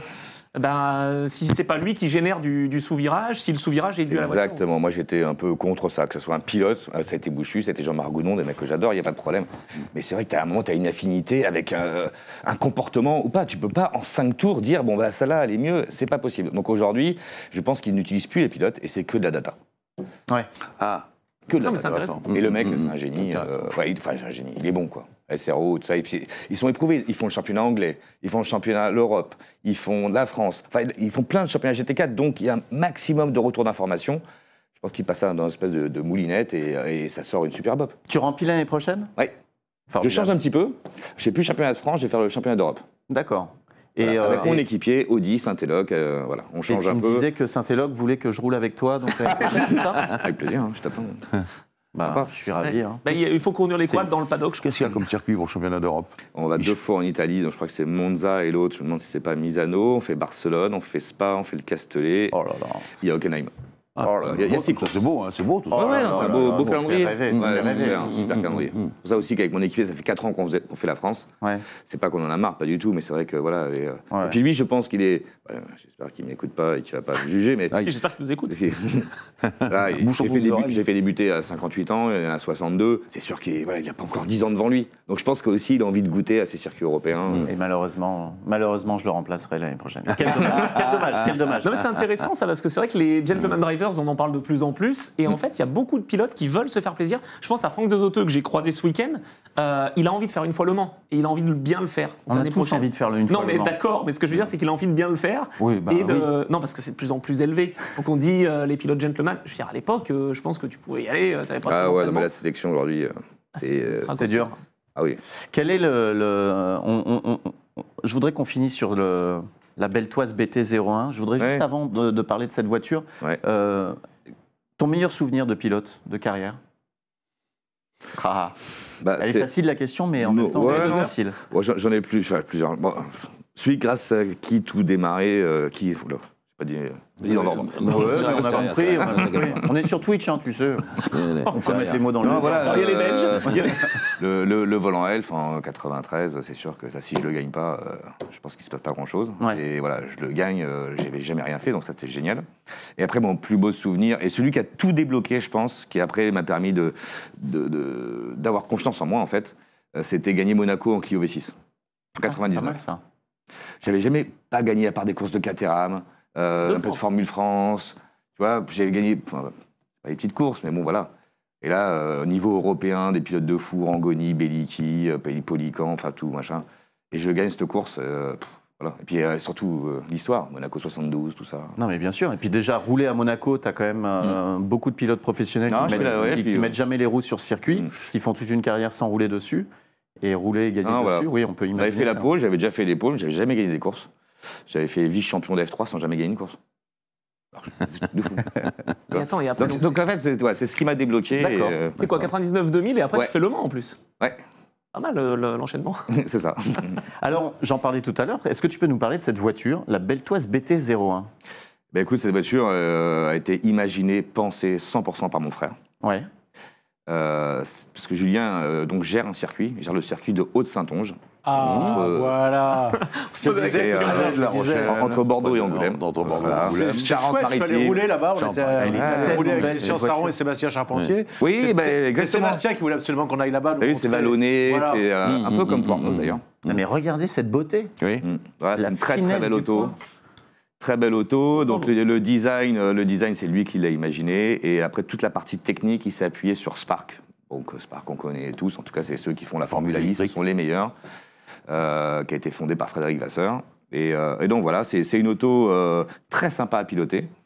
J'ai roulé avec sur le circuit de Haute-Saintonge, c'est vraiment sympa parce que ça, voilà, c'est équilibré, c'est sain dans le comportement. Donc c'est un côté joueur, c'est-à-dire que voilà, si tu veux la faire survirer, tu la fais survirer. C'est plutôt sympa et puis j'adore le look. Et moi, c'est ce que j'allais dire, le look, il est exceptionnel. Hein. Ça veut dire qu'on va vers un championnat GT électrique? Ah bah de toute façon... c'est la destination de cette voiture? Bah, de toute façon, c'est la destinée du sport auto. Ouais. Déjà, dans sa globalité. À l'origine, Julien, avec qui j'ai parlé, Julien, il voulait bien la famille, je laisse faire. Oui. Il voulait faire cette voiture. Déjà, ce grand projet électrique, ça lui notait. Ensuite, il ne voulait pas faire une voiture qui soit une Zoé ou je sais pas quoi, etc. Il voulait faire une voiture dite de sport, pourquoi pas de course. C'est le deuxième point. Et puis le troisième point, voilà, il y a le design, vous l'avez tous remarqué, il voulait quelque chose de léché. Et je pense qu'à cette époque, on a tous essayé de l'encourager en disant, bon, c'est cette voie-là. Et puis maintenant, bon, les championnats futurs, on verra. Voilà, donc la destinée... Ça peut être des courses support, c'est ça? Ouais, la destinée de cette auto, aujourd'hui, voilà, il ne va pas être... comment dirais-je, une course principale, c'est pas possible, c'est pas imaginable. Mais par contre, une course support d'une série, pourquoi pas la Formule I, qui pourrait être, pourquoi pas Formule I, cette voiture-là pourrait être un junior team pour eux. Ouais. Tu vois, par exemple, ça pourrait donc attirer soit des jeunes pilotes, ou alors ça pourrait être uniquement des VIP. Pourquoi pas? Dans chaque pays, on trouve des VIP, on fait une course de VIP. Ça s'est vu plein de fois avec la Nissan Star Cup à l'E-Cup, des choses comme ça. Ça c'est une idée. Gardons de sa mère. Voilà, par exemple. Mais je l'ai roulé. Mais dis-le, Anthony. Tu souris, dis oui, bien sûr. Ça donne envie d'essayer cette voiture. Regarde. C'est toi au volant, là? Oui. Incroyable.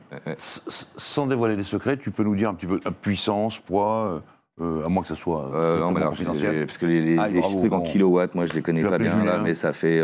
Écoute, c'est les performances à peu près d'une Alpine Cup, donc c'est vraiment pas mal. Oui, d'accord. Ça c'est une comparaison. C'est pas mal du tout, sachant qu'on est en pneus, enfin, on n'est pas en pneus slick. Semi-sculpté. Ouais, c'est du Michelin Sport Club 2, voilà. Mon réflexe répétitier, c'est du Michelin, bien. Et voilà, et puis l'autre destinée, une voiture peut-être un peu moins perfo.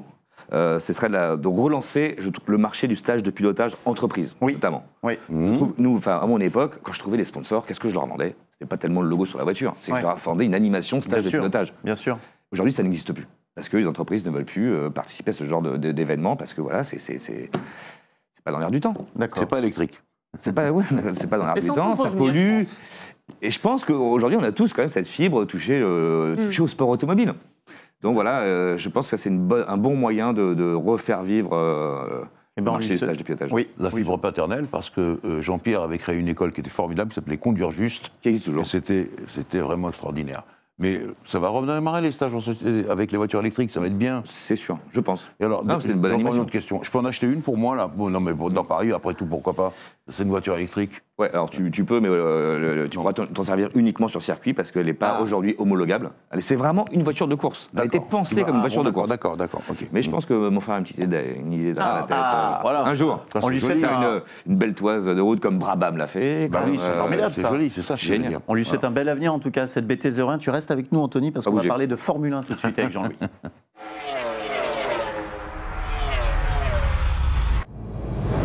Bien sûr que tu restes avec nous pour parler de Formule 1. Jean-Louis, ce Grand Prix de Austin. Alors, avant de revenir sur la course, moi j'aimerais qu'on parle des moteurs. Des moteurs. On en a parlé à chaque fois, chaque émission on parle des moteurs. Est toujours là. La liste elle est toujours à jour. On a un Bottas qui a reperdu 5 places encore. À quoi jouent les écuries? Est-ce que ce sont des problèmes moteurs? Est-ce qu'ils préparent 2022? Quel est l'éclairage de tout ça? Tu as tout donné. J'ai tout donné. Merci, merci, bonsoir. Non, justement, parce que tu peux te demander, il y a le problème, il a été très bien évoqué d'ailleurs, le problème de ce qu'on appelle l'air des soupapes, c'est-à-dire le rappel pneumatique des soupapes, dont je rappelle ici que c'est un ingénieur français qui s'appelle Jean-Pierre Boudy qui l'a créé, et il est toujours breveté avec lui.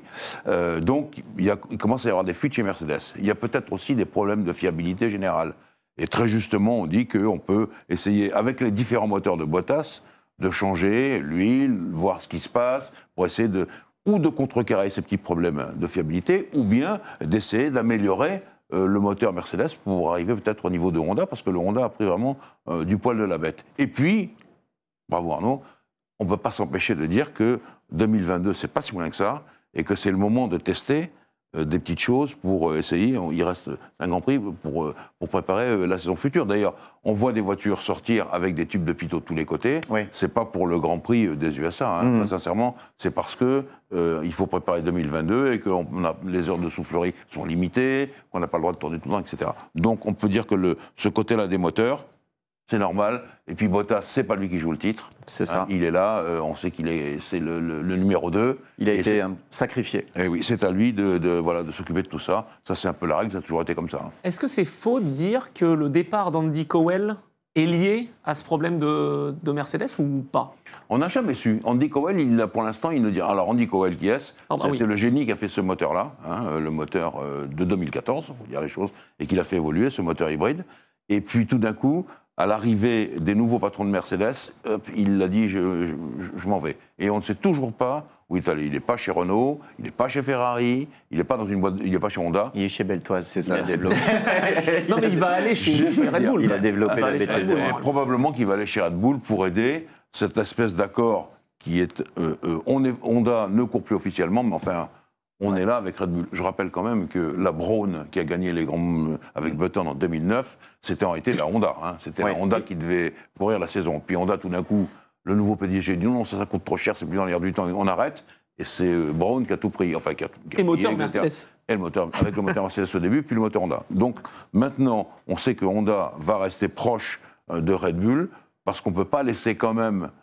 même si le moteur s'appellera Red Bull ou Tartampion, dans le milieu, nous tous ici, on saura que c'est le Honda. Ouais. Et donc, on ne peut pas laisser ça en déconfiture. Et donc, Andy Cowell est présumé arriver chez Red Bull, ou déjà travaillant chez Red Bull, pour arranger cette histoire de moteur. Alors, on parle d'Austin. On avait vu les motos beaucoup souffrir sur ce revêtement d'Austin avec les Boss. Comment ils ont resurfacé un petit peu le... Ils ont gratté. Ils ont raboté.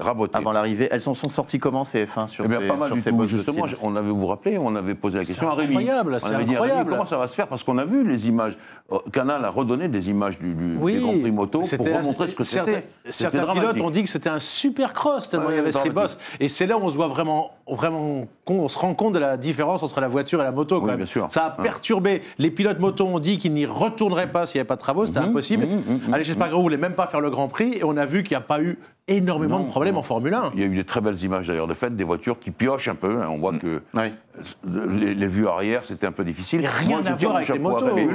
Parce que c'était la voiture la moins bien préparée pour ce genre de truc. La Red Bull, elle est faite pour rouler sur des tapis. Et puis les interviews aux pilotes de F1, c'est pas du tout le même avis que les pilotes de moto. Parce qu'eux, ils prenaient presque un petit plaisir. Ça donnait un petit piment supplémentaire, une difficulté supplémentaire. Alors, je tire mon chapeau à Red Bull. C'est eux qui ont mieux préparé la voiture, alors que c'est elle qui était probablement la plus en difficulté. Et on les a vus. Donc, à part ce phénomène de pioche, vous savez, c'est la voiture de l'arrière qui se promène et qui pique et qui sort, finalement. Voilà, on n'a vu que ça. On reparlera je t'interromps, Anthony, on reparlera de la réalisation. Je rappelle, la réalisation est internationale sur la retransmission. Le signal est international. On en reparlera si on a le temps à la fin. Je trouve que sur ce Grand Prix d'Austin, il y avait dans les S une sensation, un rendu à l'image qu'on a rarement, je trouve, en Formule 1, sur le rendu, la violence de la vitesse et la violence du grip latéral de ces voitures. Très bien fait. Et je trouve que c'est cette partie précise du circuit, sur ce circuit précisément, on a eu des vues ce week-end incroyables sur le rendu de la vitesse et du grip latéral de ces voitures. C'était exceptionnel. Arnaud, tu sais que je t'aime beaucoup, mais je dois te dire que dans ton propos, il y a l'autre face. Il y a pile et il y a face. C'est-à-dire qu'il y a durant le Grand Prix, on n'a pas vu Leclerc. Quatrième. Alors, j'allais dire, on en reparlera, mais mettons les pieds dedans tout de suite. Alors, bien sûr, tu vas me dire, non mais Jean-Louis, on est obligé, ça je suis d'accord, de suivre Verstappen, Hamilton, ça c'est vrai. Mais en réalité, Rémi me dit, non, c'était pas terrible le Grand Prix. Ben oui, il nous a manqué la moitié de l'heure, on n'a pas vu de Leclerc, on n'a pas vu derrière, on n'a pas vu Sainz, on a vu des petits problèmes entre Alonso et Raikkonen, c'est tout. Mais le reste, voilà, on a vu ces belles images dont tu me parles, mais dans le rendu total de la course, si tu veux, beaucoup de gens se sont un peu ennuyés en disant, bon voilà, mais je sais aussi... C'est la faute du réalisateur, alors. Oui, je sais aussi qu'il faut suivre Hamilton et Verstappen. Alors parlons-en d'Hamilton et Verstappen. Il joue quand même le titre dans une fin de saison à suspense incroyable. C'était qu'une affaire de stratégie, ce Grand Prix. Ah oui, complètement. Tu sais, ça s'est déjà produit, ça. J'ai rappelé tout à l'heure à Anthony que tu te rappelles du Grand Prix de Hongrie 2019. Eh bien, il a réussi à passer. Alors, elle me disait, mais non, mais attends, tu sais, quand Hamilton arrive derrière quelqu'un, la Mercedes, c'est beaucoup plus difficile dans le sillage et tout. Probablement vrai. Une bonne partie. Mais de toute façon, il y a des fois, ça marche. En Hongrie, à 4 tours de l'arrivée, il avait passé Verstappen. Ils ont essayé de rejouer le même coup ici, ça n'a pas marché, puisqu'à un moment donné, d'abord, Verstappen a eu l'aide d'un concurrent qui était devant pour mettre qui était Mick Schumacher, je crois, pour mettre son DRS.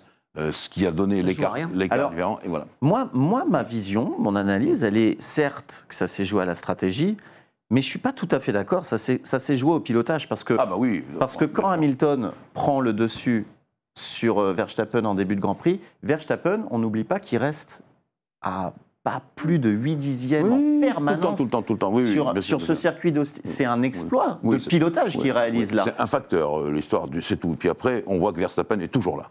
Oui, non, mais c'est-à-dire que pour réussir cette stratégie-là, il devait ne pas prendre 2-3 secondes en début de Grand Prix, comme je pense n'importe quel autre pilote aurait pris. Il est resté dans le DRS tout de suite, il est resté à 8 dixièmes, et là, il m'a beaucoup impressionné Verstappen. Et Hamilton, pourtant, il n'amusait pas le terrain. Hein. Il savait qu'il devait le larguer. Bien sûr. Et il a toujours été là, Verstappen. Et Verstappen n'a rien lâché. Très belle course de Verstappen, victoire très méritée. La stratégie, un petit peu... historique, je dirais, de Mercedes, ça n'a pas marché, ça marchait de temps en temps, là ça n'a pas marché, et j'étais content parce que Verstappen, quand même, il fait une course, il amasse une nouvelle victoire, il a fait une course exceptionnelle. On a vu que lui et que Hamilton, c'est vrai, mais la course valait ça aussi. Elles étaient vraiment Elle valait aussi pour le départ avec Pérez, qui heureusement bien sûr. fait le bon équipier, laisse sa place à Verstappen. Normal. Laisse même l'eau à Verstappen. Alors je regarde, évidemment, sur le chat, ça se réveille, on parle de Formule 1, ça se réveille, on en parle de Checo qui fait toute la course sans boire. Oh, Pérez, oui, Pérez qui n'avait pas une goutte d'eau dans sa voiture. Il est mexicain et l'habitude. C'est soit ça, soit c'est de l'eau chaude. Il faut se rappeler de ça. Oui, c'est vrai qu'ils boivent de l'eau chaude. De temps en temps, d'ailleurs, les gens disent mettez-moi du thé, parce que quand même, ça sera moins dégueulasse à boire. Mais il y a des pilotes, je ne sais pas quelle écurie met le réservoir dans le nez de la voiture pour que ce soit moins chaud. Oui, bien sûr, mais il y a aussi le fait que ces pipettes, ça se débranche. Ouais. Il y a aussi de temps en temps le fait que ça t'arrose l'épaule gauche. Oui, il y a des pilotes aussi qui se plaignent d'être arrosés. Ah bah, oui. Ça a toujours été tu roules avec de l'eau, Anthony, toi, en endurance, c'est obligatoire? Oui. Ouais. En endurance, ouais, vraiment. C'est vrai. Mais alors, par contre, j'ai appris ça ce week-end. Comment ça fonctionne? C'est pas toi qui dois aspirer? Alors, si, moi, quand j'ai commencé le sport auto, si. Au début, maintenant, c'est pas compliqué, c'est un bouton. Et je crois que c'est un moteur d'essuie-glace. Oui, tout simplement. Oui, voilà. Donc ça t'envoie de l'eau dans la bouche. Voilà. Okay. Après, ce qu'il faut, c'est avoir le moins de longueur de durite possible, que c'est le plus raccourci pour pas que ça chauffe, parce qu'il fait tellement chaud dans l'habitacle. Oui, c'est 1 minute à arriver. Voilà. Il faut que ça arrive tout de suite. Ouais. Et maintenant, on arrive quand même à avoir de l'eau à peu près tempérée, même en fin de rodée. Ah, ça c'est pas mal. Ouais. Pas mal. Je pense que les pilotes moto, j'essaie de me souvenir, il y a 12-15 ans qu'ils ont attaqué les camelbacks. Avant, ils n'avaient rien. Hein. Ouais. Bon, après, les Grands Prix sont beaucoup plus courts en moto. Hein, c'est 40 minutes. Ah non, mais c'est... Non, mais c'est un... Parce que... je ne sais pas si c'est comparable, mais quand je roule en Fun Cup, tu as roulé en Fun Cup? Oui. On travaille quand même dans la voiture. Sur les 25 heures de Spa, quand on fait des doubles relais, ça m'est arrivé de rester 2h30 dans la voiture sans boire une goutte d'eau. Et j'ai pas le souvenir d'avoir été si handicapé que ça. Toi, à ton niveau, tu juges que c'est indispensable. Alors, je pense que c'est pas la même contrainte physique. Ouais, bien sûr. Tu prends 0,2 G. Il y a 0 G. C'est un garçon qui a assoiffé de victoire. Non, la contrainte physique, la chaleur des GT, qui est épouvantable. Quand tu roules au Mans, qui fait 30 degrés en extérieur, il fait 45 dans l'habitacle. 50, c'est juste épouvantable. Et voilà, et les vitesses, la concentration qui est juste énorme parce que ça va tellement vite. Donc tout ça, ça fait que tu puises dans ton organisme, alors qu'en Fun Cup, tu puises beaucoup moins. Beaucoup moins. Mais non, c'est important parce que une crampe, par exemple. Oui. Par contre, une crampe sur... il faut savoir que vous attaquez des pédales de frein. C'est violent. C'est un effort physique qui est violent. Et si effectivement tu as le pied qui est crampé... ou quoi que ce soit. Mais à l'inverse, si tu bois trop, ça va pas non plus. Donc, oui, t'as envie de pisser. Non, c'est rare. Je te rassure, tu te fais pipi dessus. Hein. Ouais. Ah oui, bien sûr, comme le rallye Dakar où ils font pire que ça. C'est boire et conduire. Il n'y a même pas à tergiverser. On va revenir on va revenir à la Formule 1. On a vu Verstappen s'énerver contre Hamilton pendant les essais libres. Est-ce que Verstappen il change de comportement cette fin de saison? Est-ce qu'on sent dans son caractère quelque chose de cette lutte? Oui. Eh bien, c'est ce qui m'inquiète. C'est ce qui m'inquiète pour lui, parce que je le trouve formidable, Verstappen. C'est une bombe, il marche du feu de Dieu, mais il commence à peut-être un peu perdre le contrôle. Alors, est-ce que c'est... perdre le contrôle ou revenir à ses anciens démons? Revenir à ses anciens démons, est-ce que c'est sa famille? Dire qu'il ne veut plus répondre à Netflix en interview, franchement, c'est un truc de plouc, ça. Tout le monde sait le bien que Netflix a pu faire à la Formule 1. Plateforme ou pas plateforme, qu'on aime. Il va être champion du monde, il a le droit de faire ce qu'il veut quand même. Oui, je sais, non, mais enfin, je sais. Alors Rémi est fan de Verstappen, mais enfin là. Il a fait un petit doigt d'honneur, c'est le vendredi. Non, ça c'est rien, oui, ça d'accord. J'ai vu ça avec Frenzen, qui était le rival, y compris dans les femmes de Schumacher. Et c'est parce que Schumacher fait un temps canon, et puis il souffle, et il est n'importe où au Brésil, et là Frenzen arrive, lui, en plein badin. Et il ne sait pas où il va passer, etc. Il est obligé d'éviter le truc et il fait un geste un peu comme ça à Schumacher. Mais là, il avait l'air très en colère, Verstappen.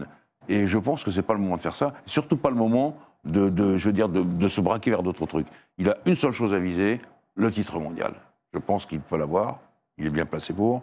Et donc, commencer à dire non, je ne veux pas répondre à Netflix, non ceci, non cela. Non, il ne faut pas que c'était un peu argumenté quand même, son refus de participer à Netflix. C'est un secret de Polichinelle de dire que Netflix, ce n'est pas un documentaire stricto sensu, sportif. Non, on sait que c'est une fiction, on sait que c'est une romance. Bien sûr. Et que donc ils interprètent aussi la réalité, Netflix. Oui, bien sûr. On peut comprendre que Verstappen se dise, tiens, oui, cette phrase-là, c'est pas la réponse à cette question-là. Je comprends tout à fait ça. Mais je pense que pour lui, c'est pas le moment de s'occuper de ça. C'est ça. Je pense qu'il faut qu'il voit son titre mondial. Il faut viser ça. Il a amassé un nombre de victoires impressionnant, Max. Hein, attention. Ouais. Et donc, il faut qu'il continue sur cette lancée. Il ne faut pas se disperser. Ouais. Et il ne faut pas que sa famille... Et plus tu es un pilote qui a mauvais caractère, et moins tu as envie que Netflix vienne te filmer. Si tu es policé... Oui, je sais, mais je comprends ça. Mais ce n'est pas le moment de le faire. Si tu es Roger Federer, tu préfères te faire filmer plus que si tu es Djokovic, par exemple. Je comprends bien ça. Je comprends bien ça. Oui, ceci posé, moi aussi, je me fais l'interprète des messages que j'ai reçus partout. mais qui c'est ce plouc de Verstappen? Pourquoi il ne veut pas répondre à Netflix? Ça a tellement chanté les gens. Mais oui. Donc là, c'est vrai que là, tu te heurtes à une montagne, tu comprends ce que je veux dire? Mais là, c'est vrai que moi, je suis moins passionné de Formule 1 que d'autres sports, et je dois reconnaître que d'avoir regardé tous ces épisodes, c'est sûr que mais c'est le grand public, et je pense que ça réagit comme moi, a plus envie de regarder la Formule 1 maintenant. Ça a fait un bien fou à la voiture et à la Formule 1, on est d'accord. Anthony, tu l'as vu la série? Oui, bien sûr. Super. Ouais. Bon, oui, ça a fait un bien fou à la F1 en termes de popularité. C'est dommage que Verstappen ou certains pilotes se refusent parce que je trouve que voilà, c'est. Mais ce qui est dommage, c'est de ne voir que pour soi et de ne pas se dire ça va faire du bien à mon sport. Mais un champion est égoïste à la base. Vous vous rappelez que la première saison, Mercedes et Ferrari avaient refusé. Oui, c'est vrai. Puis finalement, ils sont dit. Ça a été dit dans le chat d'ailleurs. Ils ne connaissaient pas, ils ne savaient pas, peut-être qu'ils se sont protégés, maintenant. Et là, ils ont compris. Donc voilà. Mais je répète, je ne critique pas Verstappen sur ce point-là. Je veux dire qu'il ne faut pas qu'il se. T'as intérêt, hein. Truc-là. Non, il sent qu'il y a le titre en jeu, et c'est vrai qu'il commence à être dans c'est là qu'il faut tenir le coup. On nous demande dans le chat, est-ce que le futur calendrier de la F1 n'est pas une énorme prise de risque pour les pilotes? Je saute du coq à l'âne. Non, c'est-à-dire il y a 23 Grands Prix. Bah, on va arriver, je te rassure, en moyenne un Grand Prix tous les 15 jours. Un Grand Prix tous les 15 jours. Voilà, en MotoGP, vous voulez bien en faire 22 s'il n'y a pas eu le Covid. Et donc, les pilotes, Karl Crutchlow protestait d'ailleurs, il disait que dans ce cas-là, d'ailleurs on n'a quasiment plus d'essais hivernaux de ce fait-là. Il y a deux versions qui s'opposent. Les pilotes moto, ils préfèrent faire des courses que des essais hivernaux. Oui, d'accord, oui. Beaucoup. Alors est-ce qu'on fait ça? Et est-ce qu'on prépare le phénomène d'avoir deux équipes? Une équipe qui roule finalement, je ne parle pas des pilotes, l'équipe de techniciens et tout, parce que comme ça fait 80 personnes à chaque fois qui se déplacent, est-ce qu'on ne peut pas penser, comme ça se fait d'ailleurs en NASCAR, au fait qu'il faut deux équipes deux teams par équipe. Pour ne pas aller sur tous les circuits. J'allais même dire qu'à l'époque ça se faisait aussi. On se souvient quand Ferrari et d'autres évidemment limaient la piste. Complètement, oui. Voilà, Florano, il y avait l'équipe d'essai et l'équipe de course. C'était, allez, prenons l'époque Prost-Senna, on avait 16, 17, 18 Grands Prix. Oui, par là, oui, 17. Le plus souvent 17. Ça réagit dans le chat, effectivement, sur les bienfaits de Netflix sur la F1. Effectivement, sur Twitter, je le vois, moi, sur mes lives, beaucoup de gens me disent « je me suis intéressé à la F1 grâce à ça ». Les États-Unis qui ont toujours été... la F1, c'était comme les pneus Michelin. On allait chez Fauchon pour voir ça, ou acheter des pneus Michelin chez Fauchon, je veux dire, dans les épiceries de luxe. Maintenant, ça commence à... Vous avez je crois qu'il a été demandé à Romain Grosjean ce week-end la place de la Formule 1, il a répondu que c'était, je crois, en 3e position. Oui, derrière le NASCAR et l'IndyCar, évidemment. Pour quelqu'un qui regarde ça d'un autre pays que les États-Unis, ça paraît incroyable d'entendre ça, parce que, bien évidemment, la Formule 1 est le sport voiture le plus important au monde. Oui, bien sûr, mais les Américains, sauf aux États-Unis. Mais enfin, il y a quand même... près de 400 000 personnes, c'était formidable. À Austin, j'ai trouvé ça absolument géant. Tous les chroniqueurs ont respecté le timing et tu n'as pas fait exception, Jean-Louis. Bravo. J'avais plein d'histoires à raconter. Ouais, je sais. Mais je vous avais prévenu en off avant l'émission que vous seriez frustré, que j'ai un timing. Mais on discutera après l'émission, on continuera à discuter. Non, c'est trop tard. On va continuer à parler F1 avec les F1 e-sport tout de suite.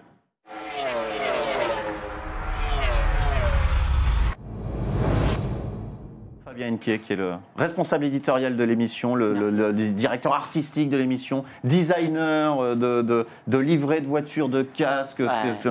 Il est en ce mode promo en ce moment. Non, tout le monde. Multitalent, le Fab Henquier. J'essaie. Alors moi, on va parler de sim racing, Anthony Beltoise. On va rester sur la F1. On va rester sur la F1. On va parler des F1 e-sport qui ont démarré. T'as un peu regardé cette fois-ci, J'ai un peu commenté même. Alors c'était comment? Le bonheur de commenter avec Julien Febvreau une course de F1 e-sport, suite au désistement lamentable de Margot Lafitte. Elle n'avait pas envie. Elle n'avait pas envie. Ouais, elle avait piscine. Bon, d'accord, ok. Et non, mais elle l'a fait après. Elle était au MotoGP, surtout. Ouais, elle était au MotoGP, mais non. Alors, c'était comment? Voilà. C'était incroyable, cette ouverture de saison. Tu nous en parles, Fab. Ouais, c'était incroyable. On voit que ça s'améliore d'année en année, quand même, les F1 e-sport. On est sur un championnat qui va être encore de plus en plus regardé et médiatisé. On voit que la preuve, quand on demande à Febvreau, Canal Plus Sport de commenter, c'est qu'il y a un réel engouement. C'est qu'il y a un réel engouement. On voit qu'il y a quelque chose qui se passe. On a des courses quand même qui sont relativement relevées avec beaucoup de dépassements. Ça change un peu du réel. On a un peu plus de dépassements dans le virtuel. Les mecs, ils y vont un peu plus au chausse-pied. Et on a eu des courses incroyables. Et en plus, ils peuvent jouer un peu sur les conditions météorologiques parce qu'on peut mettre de la pluie en Chine. c'est qui est un peu plus rare. Et on a eu une course dingue en Chine, vraiment. Pardon, qu'est-ce qui décide? Il y a un patron au-dessus qui dit on va mettre de la pluie là. Je pense qu'il le décide un peu à l'avance. Généralement, c'est en météo dynamique, si je ne me trompe pas. D'accord. Normalement, c'est fait de manière un petit peu aléatoire par le jeu. Quoi. D'accord. Sur le jeu, tu peux mettre conditions sèches ou tu peux mettre conditions dynamiques. Et là, c'est la loterie, on ne sait pas. Et là, effectivement, les qualifs se sont faites sur le sec. Et on voit les voitures sur la grille de départ. Et avec Julien, on se dit, mais il y a des flaques sur le. Oh, on va avoir une course sous la pluie. Une course sous la pluie, il y en a qui. Donc, c'est une course où on a quand même des essais stratégiques. Et la preuve, Jano Hopner qui part 18e sur la grille de départ, il gagne la course parce que lui, il part en intermédiaire quand tout le monde est en pluie. Au bout de. Ils étaient tous en full wet. Joli, bien. En intermédiaire, il est à l'agonie sur les premiers tours, mais au bout d'un moment, il commence à avoir du rythme. Tout le monde est obligé de s'arrêter. Lui, il repasse dans le top 5. Et pendant ce temps-là, on a Nicolas Longuet qui est au départ. Alors, rappelons, parce que ça, Alpine a fait quelque chose. Non, mais Alpine a fait un truc incroyable. Donc, on a 2 pilotes chez Alpine, Nicolas Longuet et Fabrizio Donoso. Nicolas Longuet qui fait un début de course un peu catastrophique, donc il est loin, il ne peut plus remonter. En F1 eSport, le niveau est tellement relevé qu'une fois qu'on est dernier, on n'a plus d'espérance. Il faut savoir qu'en qualif, et je me tourne vers Anthony, les 18, ils sont 18 sur la grille ou 20? Non, 18. Hein. Ils sont 20. Ils sont 20 sur la grille. Ils sont 20, mais non, je confonds avec... Les 20 pilotes en qualif se tiennent en qualif, allez, si c'est 2 dixièmes, 3 dixièmes maximum. Ça s'est joué à rien. Donc on a la pole et le 20e qui est à 3 dixièmes. J'ai vu des images, on voit l'Aston Martin parfois devant. Oui, parce que les performances sont égales. Ce ne sont pas les performances réelles. Donc tout le monde a la même voiture. Et donc on a 20 pilotes en 2-3 dixièmes. Le niveau est exceptionnel. Et là, justement, c'est ce qu'on voit. On voit donc Nicolas Longuet qui s'arrête au stand. Alors là, c'est Fabrizio, mais juste avant, Nicolas Longuet qui s'arrête au stand, il était loin dans la grille. Ils ont tenté de le mettre en intermédiaire pour voir, en fin de course, plutôt de le mettre en soft, pour voir si les pneus, quand est-ce qu'ils allaient gripper. Comme ça, ils se sont servis de Nicolas Longuet comme testeur. Comme testeur en fond de grille. Ils l'ont mis en soft. Pas mal. Et au moment où Longuet a dit à la radio, c'est bon, ça fonctionne, ils ont fait rentrer Donoso. Mais c'était un coup magnifique. Magnifique. Il était dans le top 5, il était en train de jouer juste après en sortant des stands, il joue la gagne. Et il a failli gagner. Il a failli gagner, mais bon, il y a eu un Jano Hopner, le champion du monde 2020, qui était incroyable, qui était magistral sur cette course. Il a gagné en partant 18e, il part quand même 18e, il gagne la course. On est quand même sur des niveaux très très relevés. Il est en forme. On en parlait justement il y a 2 semaines où je me demandais s'il allait pouvoir avoir un niveau en changeant d'écurie pendant le mercato. Il est déjà présent. Il est déjà leader du championnat avec une confortable avance. Son concurrent numéro 1 qui pour moi toujours Frédéric Rasmussen a moins bien débuté sa saison, mais comme l'année dernière, il n'avait pas très bien débuté, Frédéric. Et je pense qu'il va revenir. On a eu une 3e course qui était assez folle entre les deux, où ils se sont bien bagarrés. Donc j'ai hâte de voir la suite du championnat, parce que ça va être fou. Et comme on a pu le voir, on a aussi un championnat, tu vois, qui va être un peu relevé en termes d'écurie. Là, pour l'instant, Mercedes, ils sont devant parce qu'ils ont Jano Hopner qui leader. Oui, il y a les écuries avec les top pilotes et il y a les écuries avec 2 pilotes homogènes. Voilà, et là, justement, on va avoir, au fur et à mesure de la saison, je pense que les écuries homogènes comme Alpine et Red Bull vont mieux s'en sortir en fin de saison parce qu'ils auront 2 pilotes qui vont marquer des gros points. Là où Mercedes et Aston ont un gros pilote et au début, ça fait des gros chiffres. Mais au bout d'un moment, quand on commence à marquer beaucoup de points, ça s'écrase un peu. Et je pense que Red Bull et Alpine vont quand même toujours jouer le championnat. Pour que je comprenne bien, donc ce sont des pilotes usines, on va dire? Oui. Ils ont des écuries d'usine. Ce sont des pilotes professionnels. Et un contrat avec la marque? Voilà. Oui, avec la marque, oui. Oui, ils sont tous intégrés dans les équipes. C'est complètement une idée. Non, mais ils viennent de temps en temps. Ils viennent sur les grands prix de temps en temps, c'est vrai. Ils ont des contraintes pilotes, des vraies contraintes pilotes professionnelles. Tu vas pas boire un coup après la course. Ah non, on a vu un pilote. Tu vas dormir, tu t'entretiens physiquement. Ce qui est fou, c'est Brandon Leff. C'est vrai que là, ça prend une telle ampleur, un tel niveau de professionnalisme. Que tu saches un peu, Brandon Leff, qui est champion du monde 2017-2018, quand il signe chez Mercedes, Il était un peu enveloppé quand il signe chez Mercedes après son championnat du monde. J'adore. Pendant l'été, ils l'ont fait faire une cure de jouvence incroyable. Il est revenu, il était comme ça, personne ne l'a reconnu. Ah, ils l'ont envoyé à Merano. Ouais, ils l'ont fait affûter, quoi. Je suis en panique totale. Je me suis fait prendre par ma passion Non, mais pour la F1 e-sport. On n'a pas du tout parlé du Le Mans série. On est un peu resté sur la F1. On est un peu resté sur la F1. On me dit 30 secondes, au revoir, etc. Je suis en panique. On n'a pas parlé du virtuel Le Mans série. On n'a pas parlé de Spa. C'est pas grave, on en parlera. Le prochain Grand Prix. Oh là là, Fab. Mais merci en tout cas d'avoir parlé de ces F1 e-sport. On reparlera des virtuels Le Mans série quand même, parce que ça aussi. Non, mais c'est les deux championnats. C'est la régalade quand même avec cette course à Spa qui n'a pas eu lieu sous la pluie. On n'a pas eu de pluie à Spa. Vous me confirmez dans l'oreillette qu'il faut se dire au revoir? Oui. Exactement. Jean-Louis. On est désolé alors. On est désolé, tu avais encore une histoire évidemment. Non, pas du tout. Non, je suis désolé pour tout le monde, pour nos. Vous reviendrez dans 15 jours. Rémi Tissier, Fab et Anthony Beltoise, merci beaucoup. On me dit que ça va cutter. Au revoir, merci beaucoup. Merci Anthony. Merci beaucoup. Bye bye, merci beaucoup. Bye.